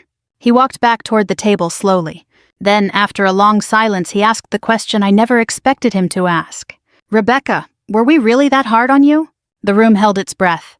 I looked at my father carefully. Really looked at him. Not the giant figure from childhood. Just an aging man carrying mistakes he didn't fully understand until too late. And for the first time in my life, I decided not to protect him from the answer. Yes, I said quietly. Nobody spoke after that. Outside, snow continued falling over Maplewood. And deep down, I think every person in that house understood the real family meeting had finally begun. After Dad admitted it, nobody at the table seemed to know what came next. That's the thing people don't tell you about long-awaited moments. Truth doesn't arrive with music playing in the background. Sometimes it just sits there awkwardly beside the mashed potatoes while everybody avoids looking directly at each other. Mom eventually stood and began clearing dishes with trembling hands. "I'll make coffee," she whispered again, even though there was already coffee sitting untouched on the counter. Danny disappeared onto the back porch with his bourbon. And Dad stayed, standing beside the dining room table, staring at me like he was trying to reconcile 2 different versions of his daughter at the same time. The little quiet girl from Maplewood, and the woman from the Pentagon newspaper article. Harold broke the silence first. "Frank," he said gently, "why don't you tell her the truth?" Dad frowned slightly. "I already did." "No," Harold answered calmly. "You admitted regret. That's different from truth." Dad's jaw tightened. Men from my father's generation weren't taught how to unpack emotions. They were taught how to survive layoffs, fix engines, and ignore chest pain until somebody forced them to see a doctor. Emotional language always sounded foreign coming from him. But Harold waited patiently. Finally, Dad sat down heavily in his chair. And for the first time in my entire life, my father spoke to me without sounding like he was trying to win something. "When you were little," he began slowly, "you scared me." I blinked in surprise. "Me?" Dad nodded. "You noticed everything. Nobody had ever said that to me before." He rubbed his rough hands together while searching for words. "Danny was easy, loud kid, tough kid. If he got hurt, he yelled. If he wanted something, he asked." He looked up at me carefully. "You just got quiet." I swallowed hard. Dad exhaled slowly. "When your grandmother died, she told me something at the hospital I never forgot." He paused. "Frank, one day you're gonna realize your daughter stopped bringing her feelings to you because you kept teaching her they were inconvenient." Mom froze near the kitchen counter. Apparently she'd never heard that either. Dad stared at the table. I got angry at Eleanor for saying it. His voice cracked slightly. "But after you left for Annapolis, the house changed." I leaned forward slightly despite myself. "How?" He gave a sad little laugh. Too quiet. That nearly broke me. Because all those years I thought nobody noticed my absence. But apparently they did. They just noticed too late. Dad shook his head slowly. "You stopped calling as much after the academy." "I got busy." "No," he said quietly. "You got careful." The room fell silent again. And he was right. By my mid-20s, every conversation with home became emotionally measured. Safe topics only. Weather, travel, schedules. Never disappointment. Never loneliness. Never the ache of constantly feeling emotionally optional inside your own family. Harold leaned back in his chair, watching both of us carefully. "Eleanor always believed families survive through honesty," he said. Danny suddenly walked back inside from the porch. "Well, honesty's easy for dead people," he muttered. Mom immediately frowned. "Danny!" "No, seriously," he continued, dropping into his chair again. "Everybody's acting like Becca had this horrible childhood." I looked at him calmly. "I never said horrible. But that's what everybody's implying." His face flushed red now, bourbon sharpening his emotions. "We had food, Christmases, vacations sometimes. Dad worked himself half to death for us." "I know that. So what exactly are we apologizing for?" There it was, the question hanging over the whole night. What counts as damage when nobody hit you? I folded my hands together carefully. "Do you remember my high school graduation?" I asked him. Danny shrugged. "Sure. Dad missed it because your baseball tournament got rescheduled." Danny rolled his eyes slightly. "That was one thing." "It was a lot of things." He opened his mouth again, but I kept going. "When I got accepted into Annapolis, Dad told neighbors he hoped I'd grow out of military fantasies." Danny shifted uncomfortably. When I made lieutenant, nobody came to the ceremony. Mom whispered softly, we couldn't afford the travel. I looked at her gently. You flew to Cancun for Danny's anniversary 2 years later. That one landed hard. Mom sat down slowly after that. Danny rubbed his forehead. You're keeping score now. No, I answered quietly. I'm explaining why I stopped expecting support. The room went still again. And then unexpectedly Dad spoke. She's right. Danny turned toward him immediately. Dad. No, Dad shook his head. She's right. Hearing my father say that out loud felt surreal. He looked exhausted now. Older than I'd ever seen him. I spent years thinking toughness meant treating everybody the same, he said. But kids aren't the same. Danny needed pushing. Rebecca needed encouragement. I felt tears threatening finally. Not because the pain disappeared, but because somebody was finally naming it correctly. Dad stared at me across the table. You know the worst part. I said nothing. I thought I was preparing you for disappointment. His voice roughened. Turns out I became the disappointment. Nobody moved. Even Danny stayed quiet after that. Then Harold reached into his satchel again. There's something else Eleanor wanted Rebecca to have. He removed a small stack of papers clipped together. Old documents, typed forms, letters. I frowned in confusion. What is that? Harold smiled faintly. Your scholarship application. I blinked. My what? The military scholarship that helped pay for your academy preparation program. I stared at him. I thought the foundation selected me. They did. Harold nodded. But Eleanor recommended you. The room froze. Dad looked stunned. Eleanor did what? Harold handed me the papers. She contacted former service connections quietly, told them her granddaughter had discipline, intelligence, and grit. My hands trembled turning the pages. There it was. Grandma's signature. Letters of recommendation. Handwritten notes praising me in ways nobody else ever had. She never told me, I whispered. She didn't want you feeling indebted, Harold answered. She wanted you believing you earned it. My vision blurred again. All these years, Grandma had been protecting my future behind the scenes while I thought I climbed alone. Dad suddenly covered his eyes with one hand. And when he finally spoke, his voice sounded smaller than I'd ever heard it. She believed in you more than I did. I looked at my father quietly. Then I answered with the deepest truth I knew. She had practiced seeing people clearly. The next morning, I woke before sunrise in my old childhood bedroom. For a moment, lying there under the faded quilt my mother had sewn sometime in the early 90s, I forgot where I was. Then I heard the furnace rattling through the walls, smelled coffee downstairs, and remembered everything. The family meeting, Grandma's journal, Dad admitting the truth. I stared at the ceiling for a long time before getting up.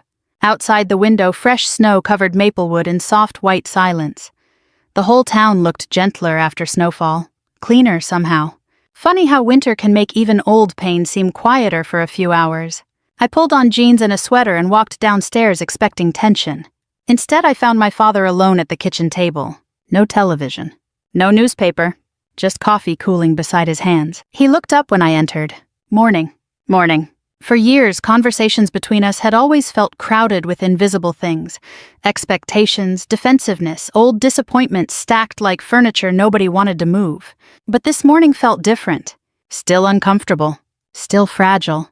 But honest. Dad gestured toward the coffee pot. Fresh if you want some. I poured myself a cup and sat across from him carefully. For a while, neither of us spoke. Then Dad cleared his throat. Couldn't sleep much. Me neither. He nodded like that made sense. Because maybe it did. Some truths rearrange your entire memory overnight. Finally, he looked at me directly. You really paid for most of your grandmother's funeral. There it was. One of the many quiet facts nobody ever asked about. I stirred cream into my coffee slowly. Danny was struggling financially back then. That's not what I asked. I met his eyes. Yes. Dad leaned back heavily in his chair. I didn't know. And for once I believed him. Not because he never could have known, but because nobody in this family had trained themselves to notice my sacrifices. I'd become too self-sufficient for my own good. That happens to a lot of women from my generation. You get praised for handling everything alone long enough that people stop imagining you might need help too. Dad rubbed his jaw slowly. Your mother told me you flew home 3 times while Eleanor was sick. I had leave saved up. You never mentioned how hard that was. I almost smiled sadly. You never asked. He nodded once like a man accepting a sentence he couldn't appeal. The kitchen clock ticked softly between us. Finally, Dad said something that surprised me. I used to think your grandmother spoiled you. I raised an eyebrow. She taught me discipline. She taught you confidence, he corrected quietly. And I didn't understand it. He stared down into his coffee.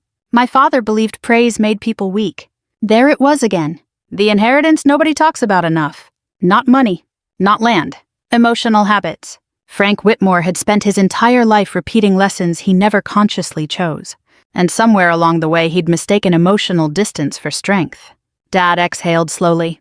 When you were little, every time you cried, I thought I was supposed to toughen you up. My throat tightened instantly. You know what Eleanor told me once, he continued. Frank, not every child needs hardening. Some already carry too much inside them. I looked away toward the frosted kitchen window before tears could form. Because Grandma had understood me before I understood myself. The back door suddenly opened. Danny walked in wearing his old work jacket and carrying the smell of cold air with him. He looked exhausted. Like he hadn't slept at all. Morning, he muttered. Dad nodded. Danny grabbed coffee, then stood awkwardly near the counter before finally speaking. I got a call from the bank. Dad's expression darkened immediately. How bad? Danny laughed humorlessly. They're giving me 60 days. The room fell silent. He stared into his cup. I might lose the warehouse. For years, Danny had been the family success story. Local business owner. High school sports legend. The son who stayed.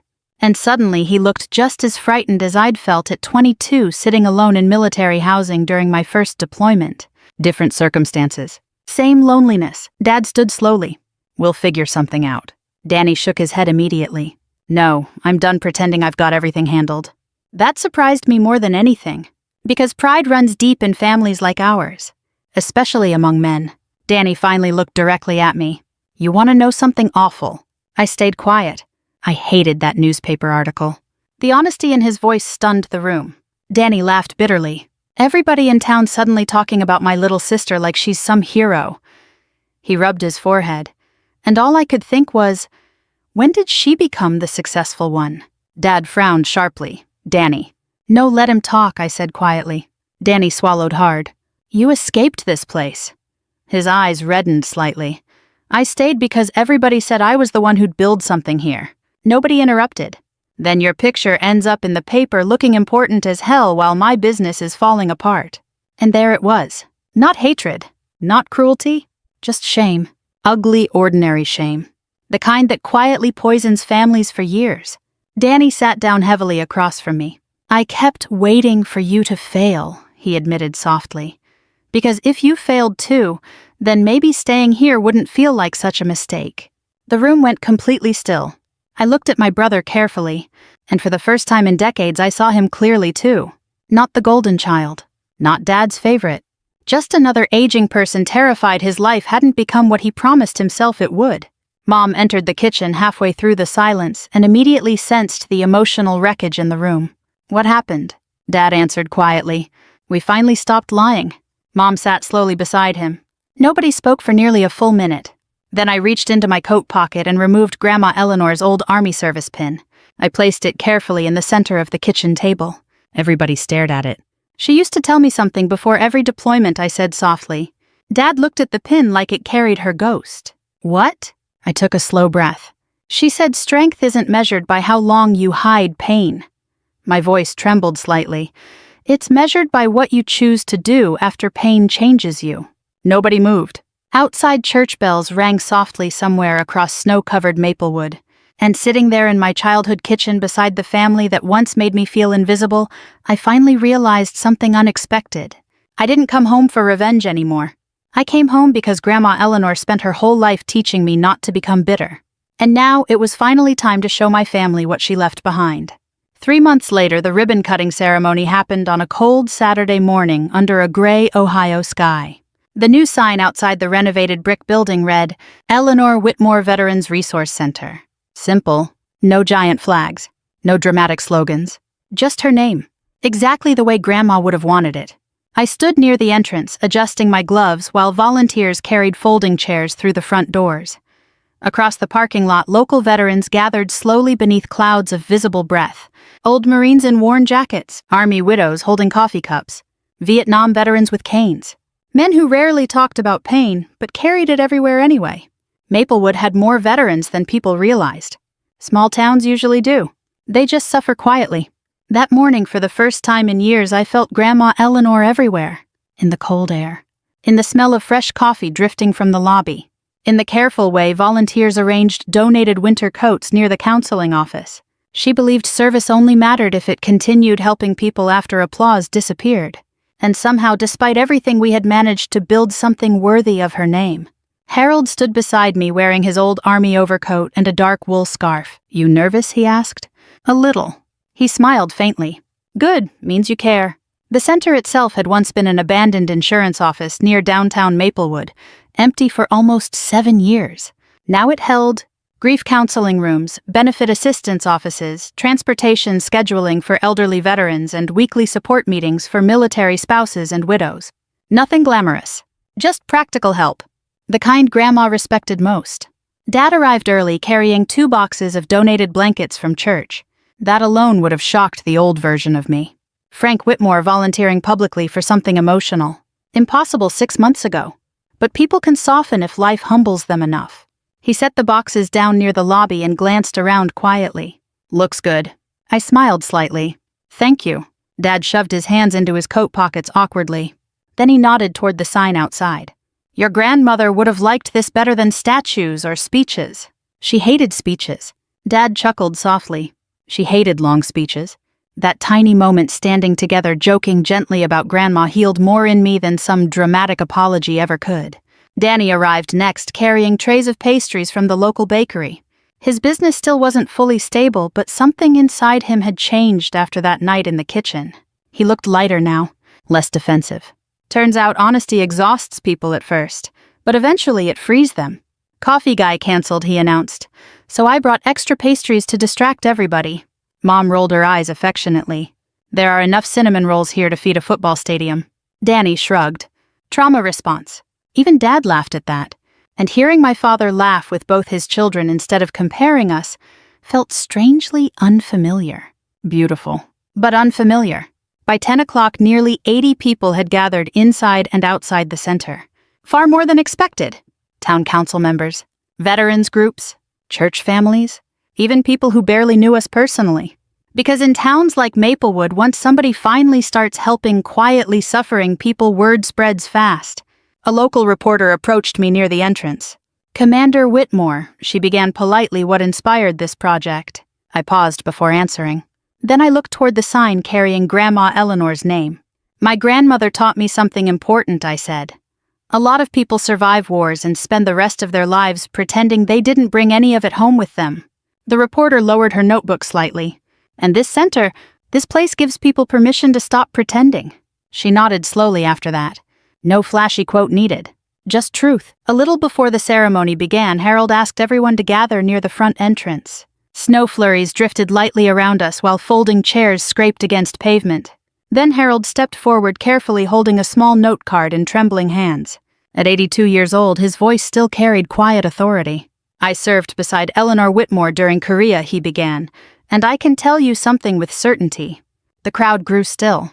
She never cared about status, never cared about recognition. She cared about whether people felt abandoned. Dad lowered his eyes immediately. Harold continued. "She once told me the loneliest people in America are often the ones everybody assumes are doing fine." That line hit hard across the crowd. Because older Americans understand that kind of loneliness deeply. Harold looked toward me then. "Rebecca built this center because she understands service isn't about revenge against people who doubted you." He smiled softly. "It's about becoming strong enough to help anyway." I felt my throat tighten immediately. Then Harold stepped aside and gestured for my father to come forward. Dad looked genuinely startled. "I'm not giving a speech." Harold smiled. "Yes, you are."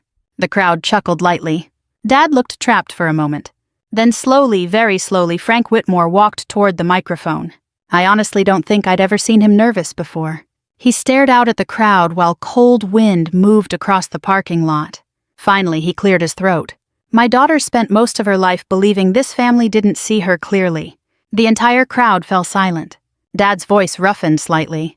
"And the painful thing is, she was right." Mom quietly wiped tears beside Danny. Dad shook his head once. "I thought strength meant criticizing people until they got tougher." He glanced toward me. "Turns out encouragement works a whole lot better." A few people laughed softly through emotion. Dad swallowed hard. I spent years waiting for Rebecca to become someone impressive. His eyes reddened slightly. What I missed was the fact she already was. That did it. That finally broke me. Not because the pain disappeared. Not because the past changed. But because after 38 years my father finally saw me without needing the world's permission first. Dad looked out at the crowd one last time. "If you still have children who speak to you," he said quietly, "don't wait for newspaper headlines before you tell them you're proud." Nobody clapped immediately. The silence mattered more. Then slowly people began applauding. Not loudly. Not theatrically. Just honestly.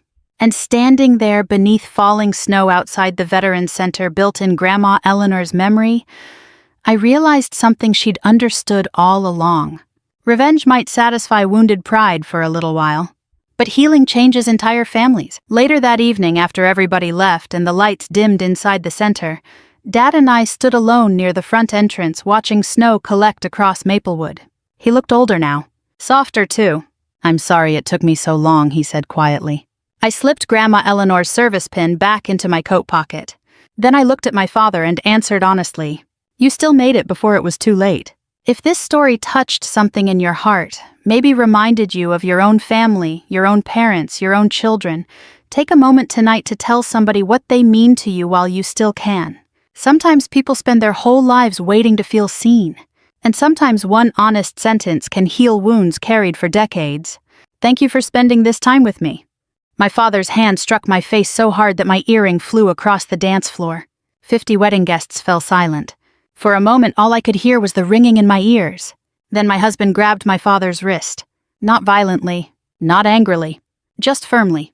The way a man does when he knows exactly how dangerous a situation has become.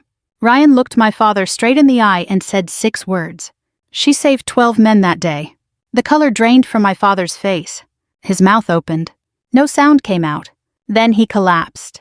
And as people rushed toward him, I stood frozen in my white military dress uniform, wondering how the happiest day of my life had somehow become the day my family's biggest secret finally surfaced. But to understand why my father reacted that way, you have to understand the kind of man he was, and the kind of daughter he never wanted. My name is Emily Carter. I'm 32 years old. I served 11 years in the United States Army as a helicopter pilot. By the time this story happened, I had completed multiple deployments overseas, earned several commendations, and survived experiences I still don't talk about very often. But none of that ever impressed my father. I grew up in a small town outside Fayetteville, North Carolina. If you've spent any time around military communities, you know the kind of place I'm talking about. American flags on front porches, pickup trucks in driveways, church on Sundays, football on Fridays. Everybody knew everybody. My father, Frank Carter, owned a local auto repair shop for almost 40 years. People respected him. Customers trusted him. Neighbors liked him. To the outside world, he was a hard-working American father who provided for his family. Inside our home, things felt different. Dad always wanted a son. He got one first, my older brother Jason. Then 3 years later, he got me. And from the day I was old enough to notice, I understood something Jason never had to wonder about. Dad was proud of him. Dad tolerated me. Jason could do no wrong. When Jason struck out in Little League, Dad bought him ice cream. When I brought home straight A's, Dad barely looked up from the television. When Jason got his driver's license, Dad threw a backyard barbecue. When I graduated near the top of my class, Dad shook my hand like I was a coworker. I spent years trying to earn the approval that always came naturally to my brother. Years. When I was 18, I announced that I wanted to join the Army. I still remember the look on my father's face. He laughed. Actually laughed. "Military," he said. "You." My mother sat quietly at the kitchen table. Jason smirked. Dad shook his head. "That'll last 6 months." I wish I could tell you his words motivated me. The truth is they hurt. A lot. But I joined anyway. Basic training wasn't easy. Flight school wasn't easy. Deployments certainly weren't easy. There were nights overseas when exhaustion settled so deep into my bones that I wondered if I could keep going. But every challenge I survived made me stronger. Every obstacle proved something. Not to my father, to myself. The first time I came home in uniform, my mother cried. Jason said congratulations. Dad looked me over and said something I'll never forget. "Well, let's hope the taxpayers got their money's worth." That was it. No pride. No encouragement. Nothing. Over the years, that became our pattern. Every achievement met with criticism. Every milestone minimized. Every success dismissed. When I received my first commendation, Dad skipped the ceremony. When I deployed overseas, he forgot to call. When I returned home safely, he acted like I'd been gone on vacation. Sometimes I wondered whether he was incapable of being proud of me, or whether he simply didn't want to be. Then I met Ryan. Everything changed after that. Ryan wasn't just a Navy SEAL, he was one of the kindest men I'd ever known. Most people hear SEAL and imagine someone intimidating. Ryan could certainly be intimidating when necessary. But what impressed me most was his character. He listened. He respected people. He noticed things others missed. Most importantly, he respected my service. Not because I wore a uniform, because he understood what it cost. The sacrifices, the fear, the responsibility. For the first time in my life, I felt fully seen. A year later, he proposed. I said yes before he finished asking. We planned a modest wedding, nothing extravagant. Just family friends, fellow service members, church members, and neighbors. About 50 guests altogether. Exactly the kind of celebration we wanted. As the wedding day approached, I debated whether to wear my military dress uniform. Part of me wanted a traditional white gown. Another part wanted to honor a chapter of my life that had shaped me profoundly. Ryan settled the question. You earned every piece of that uniform, he told me. You should wear it proudly. So I did. On the morning of the wedding, I carefully attached my decorations. Among them were several medals connected to deployments and service achievements. I wasn't trying to show off. I wasn't making a statement.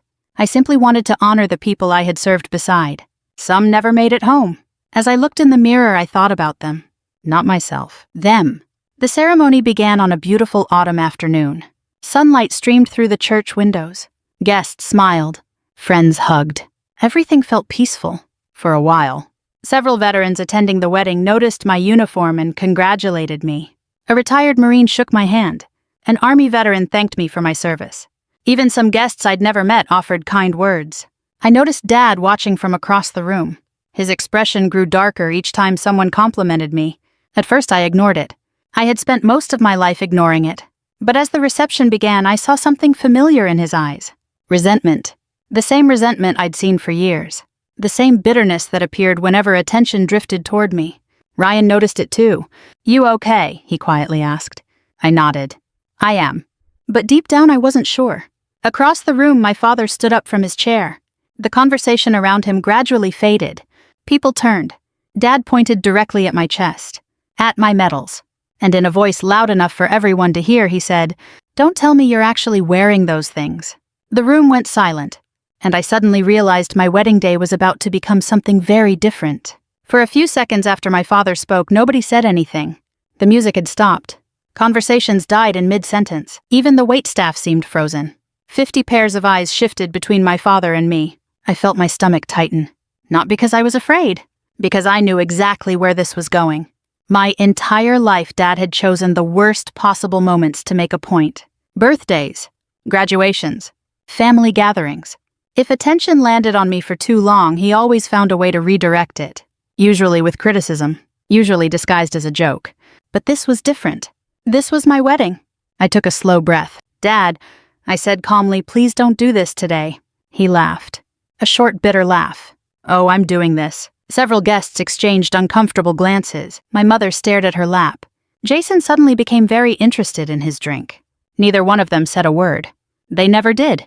Dad stepped closer. His eyes locked onto the medals attached to my uniform. You honestly expect people to believe all this? The room remained silent. I felt Ryan move slightly beside me. Not interfering. Just ready. What exactly are you talking about? I asked. Dad pointed directly at my chest. Those. The word came out like poison. Those decorations. I swallowed. They're military medals. His face twisted. No. He shook his head. They're attention-seeking decorations. A few guests looked shocked. One older veteran frowned immediately. Dad continued. You've always needed people to look at you. Dad? No. His voice grew louder. People are congratulating you all afternoon like you're some kind of hero. I felt heat rising into my face. Not embarrassment. Sadness. Deep sadness. Because after all these years, he still couldn't see me. He never had. One of Ryan's former teammates quietly stood from a nearby table. I noticed him positioning himself closer. Just in case. Dad pointed again. I know exactly what these are." He laughed. Then he said the words that changed everything. "Stolen trash." Several guests gasped. One woman actually covered her mouth. A retired Marine seated near the front stared at my father in disbelief. I couldn't believe what I'd just heard. Not because it was insulting, because Dad knew how much military service meant to me. He knew what those medals represented. The years. The sacrifices. The friends buried beneath white headstones. And still he said it. Stolen trash. I forced myself to remain calm. Each word came slowly. "Dad, every medal on this uniform was awarded through official military channels." He snorted. "Sure." They were. "That's what you tell people." I shook my head. "No, that's what happened." Several veterans in attendance nodded. One elderly Army veteran finally spoke. "Sir, those awards don't hand themselves out." Dad ignored him. His attention never left me. "You've always exaggerated everything." I felt my jaw tighten. "I have never exaggerated my service." "You expect me to believe that—" The room grew even more uncomfortable. People were shifting in their seats, looking anywhere except directly at us. My wedding reception had transformed into a public family argument. Exactly what I'd hoped to avoid. I tried one final time. "Dad, let's talk about this later." "No." His voice echoed through the hall. "Take them off." I blinked. "What?" "The medals." He pointed again. "Take them off." The demand hung in the air. I honestly thought I had misheard him. "You can't be serious." "I'm completely serious." I looked around the room. Nobody seemed capable of believing this was happening. My mother still sat silently. Jason wouldn't even look at me. For a brief moment I considered giving in. Not because Dad deserved it. Because I wanted peace. Just one peaceful wedding day. Then another thought entered my mind. A memory. A young crew chief who never came home. A medic who died protecting others. Friends whose names were engraved on memorial walls. People who had sacrificed far more than I ever had. Those medals weren't just about me. They represented them too. I straightened my shoulders. "No." Dad's eyes narrowed. "No?" "No." I held his gaze. "I'm not removing them." The room felt impossibly quiet. Then Dad took another step forward. I could see the anger building inside him. The same anger I'd seen throughout my childhood. Only now there were 50 witnesses. "You always were stubborn." I didn't respond. "You think you're better than everybody." Still I said nothing. His face turned red. I said, "Take them off." "No." The word came out firm. "Steady." "Certain." For one brief second, nobody moved. Then it happened. Dad raised his hand. The motion happened so quickly that my brain barely processed it. Crack. Pain exploded across my cheek. My head snapped sideways. I stumbled. Something small bounced across the floor. My earring. The room gasped. Someone shouted. A chair scraped violently against the floor. For a moment I simply stood there, stunned. Not by the pain, by the reality. My father had just slapped me at my wedding, in front of 50 people. The side of my face burned. My eyes watered. Not from injury, from heartbreak. I slowly turned back toward him. Dad looked shocked himself, as though he couldn't believe what he'd done. But before anyone could react further, he started lifting his hand again. He never finished. A strong hand caught his wrist. "Ryan." The entire room froze. Ryan wasn't yelling, wasn't threatening, wasn't posturing. His expression remained calm, controlled, professional. The same look I'd seen countless times before. The look of a man trained to handle chaos. "Dad," Ryan said quietly. Frank tried pulling away. Ryan didn't tighten his grip. He simply didn't let go. The silence became almost unbearable. Then Ryan looked directly into my father's eyes and spoke 6 words. 6 words that instantly changed everything. "She saved 12 men that day." That's all he said. Nothing more. Nothing less. 6 words. The effect was immediate. Dad froze. Every ounce of anger vanished from his face. His eyes widened. His mouth opened slightly. For the first time all afternoon he looked afraid. Not angry. Not embarrassed. Afraid. A strange expression crossed his face. Recognition. Shock. Disbelief. As if Ryan had somehow exposed something hidden deep inside him. Something nobody else understood. The color drained from his skin. His knees seemed to weaken. For several seconds nobody moved. Nobody spoke. The entire room watched. Then Dad swayed. Once. Twice. And suddenly collapsed onto the floor. People screamed. Guests rushed forward. Someone called 911. My mother jumped from her chair. Jason ran across the room. Ryan immediately released Dad's wrist and knelt beside him. The reception hall erupted into confusion, and as people crowded around my unconscious father, I couldn't stop thinking about those 6 words. Because Ryan had never told me he planned to say them, and somehow, Dad had understood exactly what they meant. The ambulance arrived within 10 minutes. It felt like an hour. One moment my father had been standing over me, furious and humiliated. The next, he was lying unconscious on the reception hall floor, while paramedics checked his pulse. The wedding was over. At least for that day. Guests stood in small groups, whispering. Some looked concerned. Others looked stunned. A few veterans looked angry. Not at me, at what they had witnessed. I sat quietly in a folding chair near the wall while a church volunteer pressed an ice pack against my cheek. The sting from the slap was fading. The ache inside me wasn't. Ryan knelt beside me. His hand rested gently on mine. For several minutes, neither of us spoke. We simply watched as paramedics loaded my father into the ambulance. Mom climbed in beside him. Jason followed in his truck. And then they were gone. The parking lot slowly emptied. The decorations remained. The wedding cake remained. The flowers remained. But the celebration itself had disappeared. As if someone had switched off the joy. I stared at the empty dance floor. My wedding lasted 43 minutes, I finally said. Ryan managed a sad smile. 44. I laughed despite myself, a tiny laugh. The kind that escapes when crying feels too exhausting. Then I looked at him. What did you mean? His expression changed immediately. He knew exactly what I was asking. The 6 words. She saved 12 men that day. For a moment he hesitated. Then he sat beside me. I guess it's time I told you. I frowned. Told me what? Ryan looked around the room, making sure nobody was close enough to overhear. Then he leaned forward. About 18 months ago, I requested access to some records. I blinked. What records? Yours. Now I was confused. My records? He nodded.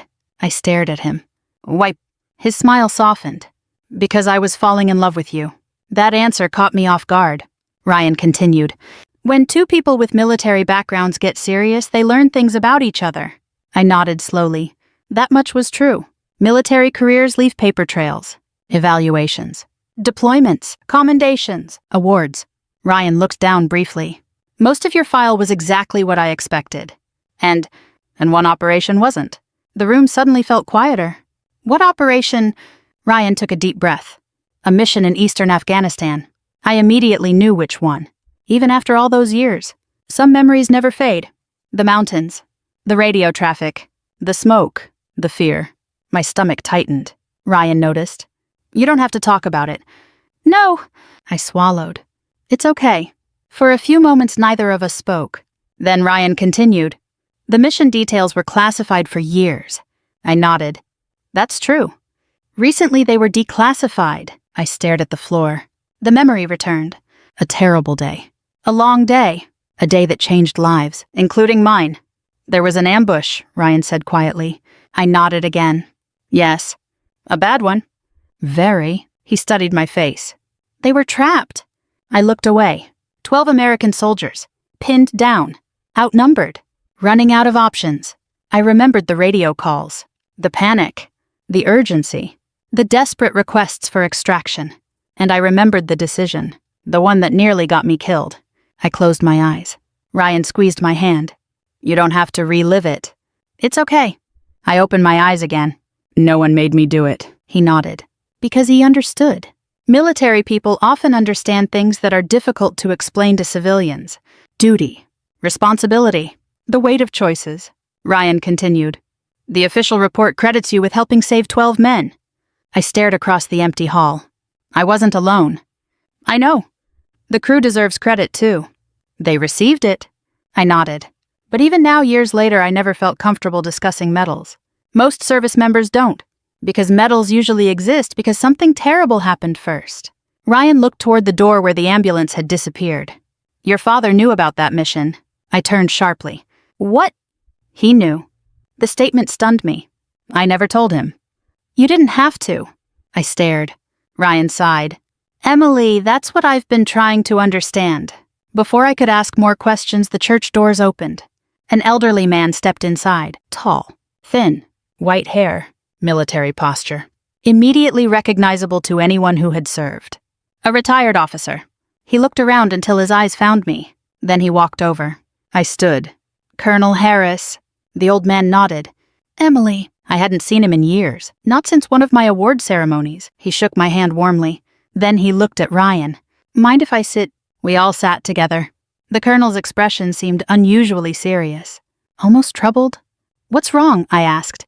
He looked at me for several seconds, choosing his words carefully. Finally he spoke. I heard what happened. I sighed. News travels fast. In small towns it always does. That was certainly true. He folded his hands together. There's something you need to know. Immediately my stomach tightened. The colonel wasn't the kind of man who dramatized things. If he said something mattered, it mattered. What is it? He looked toward the parking lot, then back at me. Your father and I go back further than you realize. I frowned. You knew each other. He nodded. Long before you joined the army? That surprised me. Dad had never mentioned him. Not once, the colonel continued. Your father served honorably. I relaxed slightly. At least that part sounded positive. Then Harris added something unexpected, but not the way he always claimed. The room suddenly felt cold. Ryan sat perfectly still. The colonel's eyes remained fixed on mine. For the first time all day I felt genuine unease. What do you mean? Harris sighed. A long, tired sigh. The kind carried by old memories. For years your father told people stories. I said nothing. Stories about combat. My heart began beating faster. Stories about missions. The colonel paused. Stories that never happened. I stared at him, unable to speak, unable to process what I was hearing. The colonel slowly reached into a worn leather briefcase. Then he removed a thick military file. He placed it carefully on the table between us. His expression turned grave. Frank spent 30 years hoping nobody would ever see this. And suddenly I understood. Whatever secret had made my father collapse was buried somewhere inside that file. I didn't open the file immediately. Honestly, I wasn't sure I wanted to. For 32 years, I'd spent my life trying to understand my father, trying to earn his approval, trying to figure out why every accomplishment seemed to make him uncomfortable. Now I was staring at a folder that might finally explain everything, and part of me was afraid of what I'd find. Colonel Harris rested his hand on the file. Before you read it, he said, there's something important you need to understand. Ryan and I listened. The colonel's face softened. Your father served honorably. He repeated the statement. As far as military records are concerned, Frank Carter did his duty. I felt some relief. At least Dad wasn't a fraud. At least he hadn't lied about serving. But Harris wasn't finished. The problem wasn't his service. His eyes dropped toward the file. The problem was everything he added afterward. I slowly opened the folder. Inside were military records, performance reports, assignment histories, training documentation, official evaluations. The paperwork looked ordinary, almost boring. But as I continued reading, a pattern emerged. Dad had served stateside for most of his enlistment. He had performed maintenance duties, support duties, important duties, necessary duties, but not combat. Not the dramatic battlefield stories he'd spent years telling. Not the heroic missions he described at family gatherings. Not the firefights. Not the rescues. Not the dangerous operations. None of it. My stomach tightened. I remembered childhood barbecues. Neighbors listening while Dad described combat experiences. Church gatherings. Veterans events. Family dinners. All those stories. All those details. All those dramatic moments. They weren't in the record. Because they had never happened. I looked up at Harris. He made them up. The colonel sighed. At first, maybe not completely. What do you mean? Sometimes people tell one small exaggeration. He paused. Then another.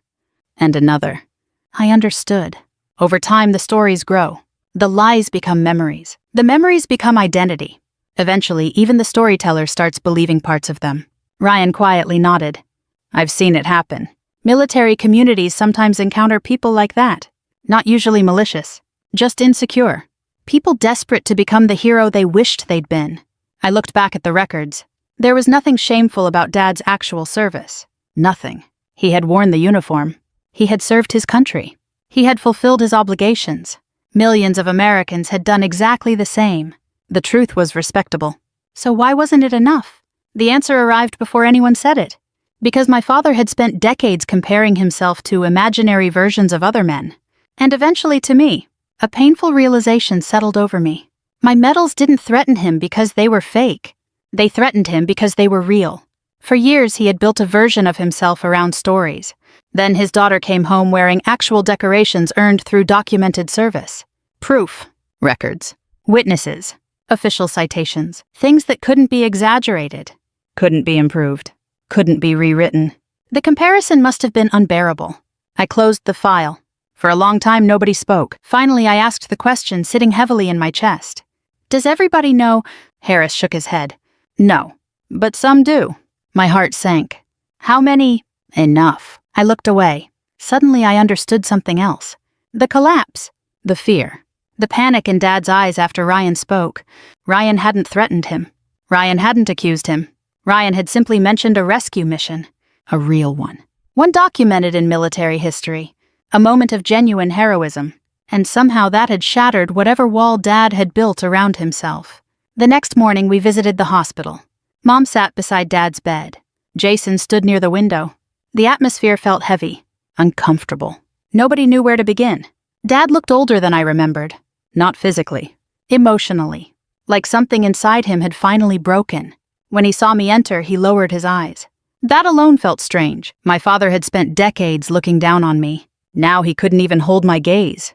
The doctor had diagnosed dehydration, elevated blood pressure, and extreme emotional stress.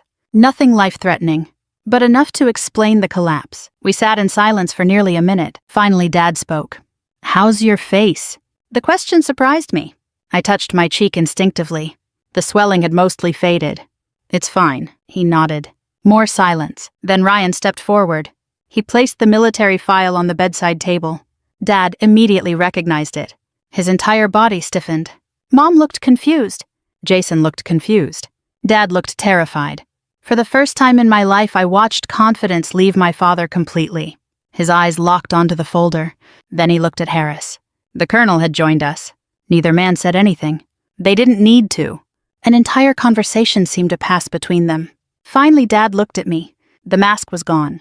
The arrogance. The anger. The superiority. Gone. Only shame remained. His voice cracked. "How much do you know?" I answered honestly. "Enough." The room grew very still. Mom looked between us nervously. "What is everybody talking about?" Nobody answered. Dad slowly covered his face with both hands. I had never seen him cry. Not once. Not when relatives died. Not when businesses struggled. Not during funerals. Never. But when he lowered his hands, tears filled his eyes. I lied. Mom stared. "What?" Dad swallowed hard. I lied. The words barely escaped. Jason frowned. "About what?" Dad laughed bitterly. A broken laugh. The kind people make when they're ashamed of themselves. "About a lot of things." Nobody moved. Nobody interrupted.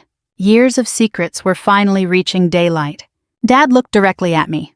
For the first time in my life, he seemed small. Not physically. Spiritually. Emotionally. A man stripped of the stories he'd hidden behind. Then he spoke the words I never expected to hear. "I was jealous of you." The room froze. Even Mom looked stunned. Dad continued. "You did everything I wanted people to think I did." I felt tears forming. Not because the statement felt victorious. Because it felt tragic. 30 years. 30 years of resentment. 30 years of cruelty. 30 years of missed opportunities. All because a father couldn't bear seeing his daughter become what he pretended to be. And then he said something that broke my heart. "I never hated your medals." His voice trembled. I hated what they reminded me about myself. Nobody spoke for several seconds after my father said those words. "I never hated your medals." His voice trembled. I hated what they reminded me about myself. The hospital room felt smaller somehow, like the walls had moved closer. For 32 years, I'd imagined countless conversations with my father. Arguments, confrontations, moments where I finally told him exactly how much he'd hurt me. But I had never imagined this. I had never imagined seeing him broken. Not because I wanted revenge, because I honestly didn't think it was possible. Growing up, Frank Carter had always seemed larger than life. The man who could fix anything. The man who never admitted mistakes. The man who always had an answer. The man who never apologized. Now he looked like a stranger. An old man sitting in a hospital bed. A man carrying decades of regret. My mother sat quietly beside him. Tears filled her eyes. Jason remained near the window. For once, even he seemed speechless. Dad looked directly at me. Then he said something that surprised everyone. "Would you stay?" I frowned. "What?" He swallowed. "Just you." The room went silent. Mom looked at me. Ryan looked at me. Nobody pressured me. Nobody spoke. The decision was mine. After a few seconds, I nodded. Ryan squeezed my shoulder. We'll be outside. One by one, everyone left the room. The door closed, and suddenly it was just the two of us, father and daughter, alone. For the first time in years, Dad stared at the blanket covering his legs. For a while, he couldn't seem to find the words. Finally, he spoke. When you were born, I was disappointed. The honesty hit me harder than the slap. Not because I hadn't known. I'd known. Children always know. Still, hearing it out loud hurt. Dad wiped his eyes. I wanted a son. I said nothing. I got Jason. He laughed softly. Then I thought maybe God had finished building my family. His eyes met mine. Then you arrived. I waited. You weren't what I expected. His voice cracked. But you should have been exactly what I needed. The room became very quiet. Dad shook his head. I spent years treating you like a disappointment. A tear rolled down his cheek. And the truth is, he paused. The disappointment was me. I stared at him. Part of me wanted to accept the apology immediately. Part of me wanted to stay angry.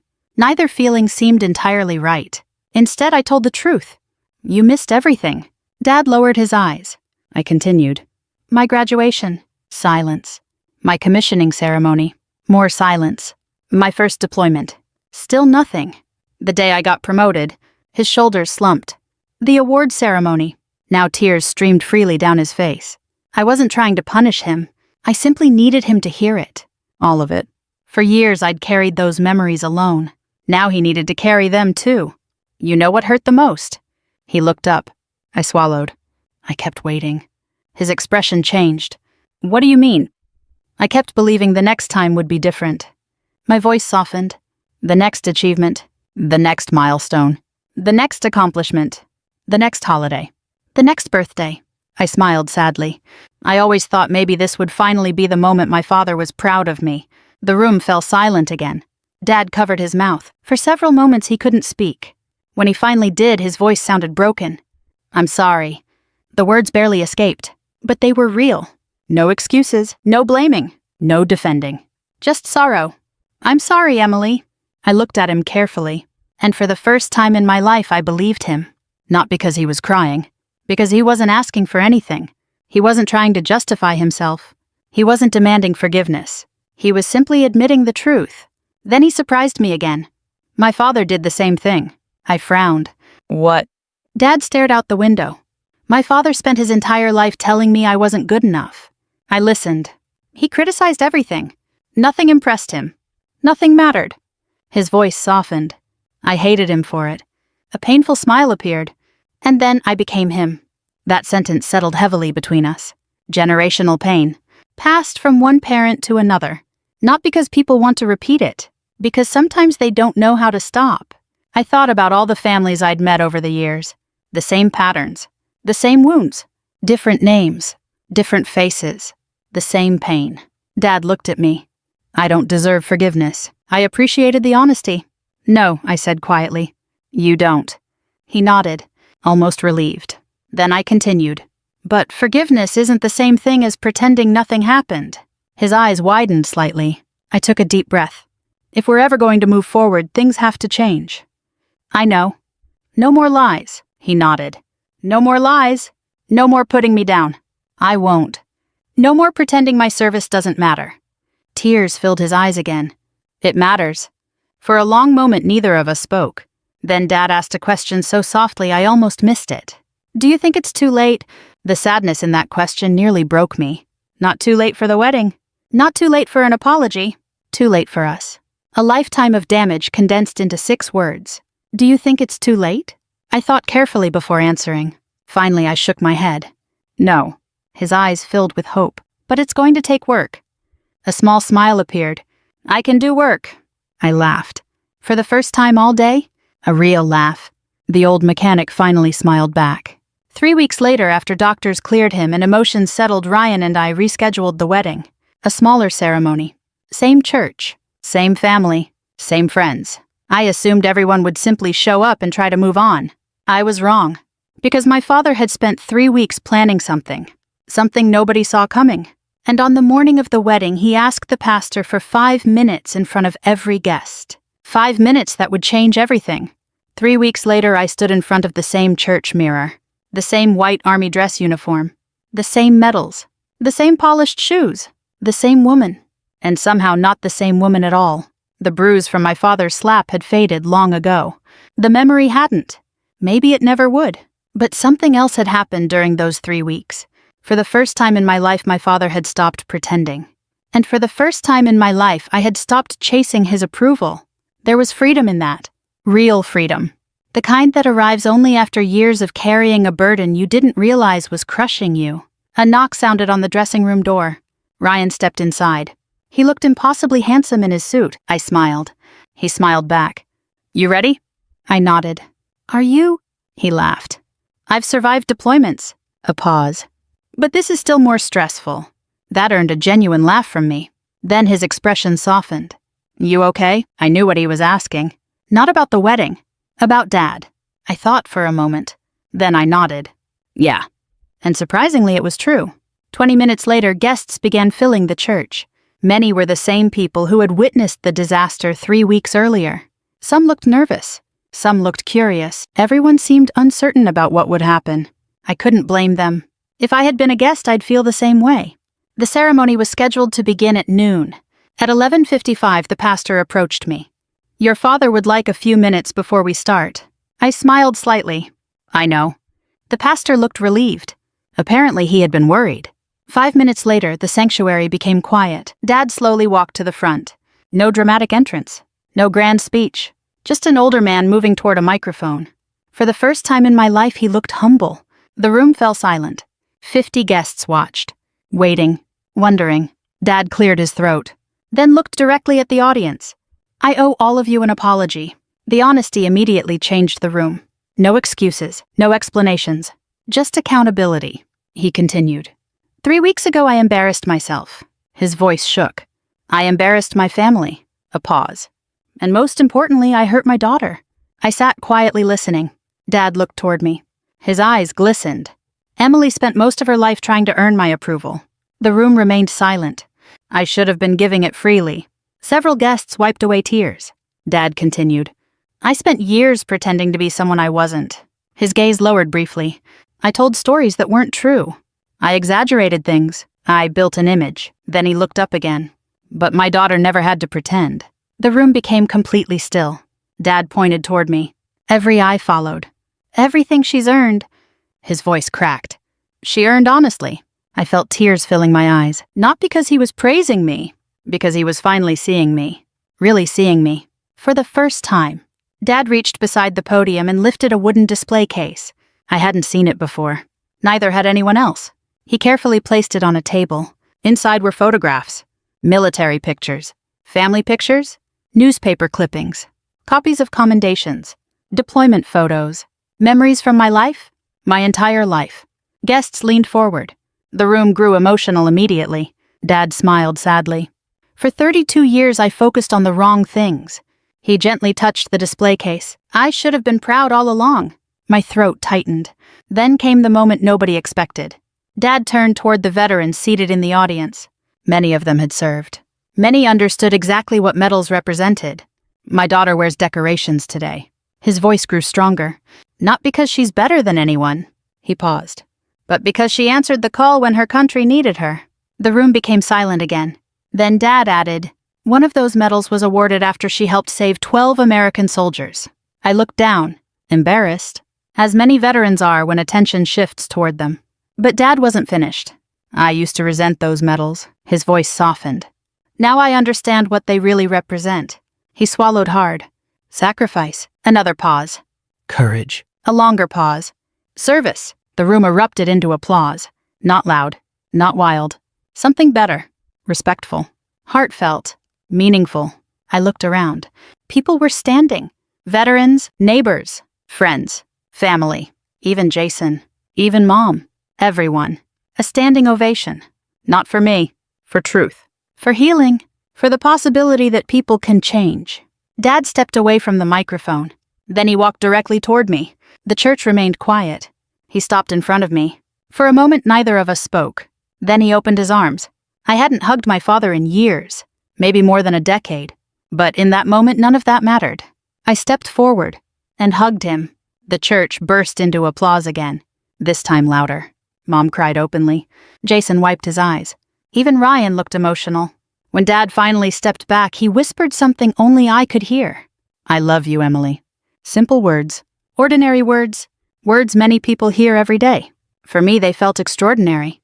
"Love you too, Dad." And for the first time in my life, neither of us doubted it. A few minutes later, the wedding finally began. No drama, no shouting, no humiliation, just love. The way it should have been from the beginning. Ryan and I exchanged vows. The pastor smiled. Guests laughed. People cried. And when we were finally pronounced husband and wife, the church erupted with joy. Real joy. The kind that survives hardship. The kind that comes after truth. Years have passed since that day. My father isn't perfect. Neither am I. But perfection was never the goal. Honesty was. Humility was. Healing was. Today, Dad keeps that display case in his living room. Not because he's trying to impress anyone. Because he's proud of his daughter. And every time I visit, I see him glance at it and smile. Sometimes revenge isn't about destroying someone. Sometimes it's about allowing truth to do what anger never could. Truth exposed my father's lies. But honesty saved our family. If this story touched your heart, take a moment to think about someone in your own life. Maybe there's an old wound that still hurts. Maybe there's an apology waiting to be given. Or forgiveness waiting to be offered. Life becomes much lighter when pride finally steps aside. And if stories like this remind you of the values that built strong families, strong communities, and strong lives, I'd be honored if you shared this story with someone who might need it. Thank you for spending this time with me. Until next time, take care of yourselves and each other.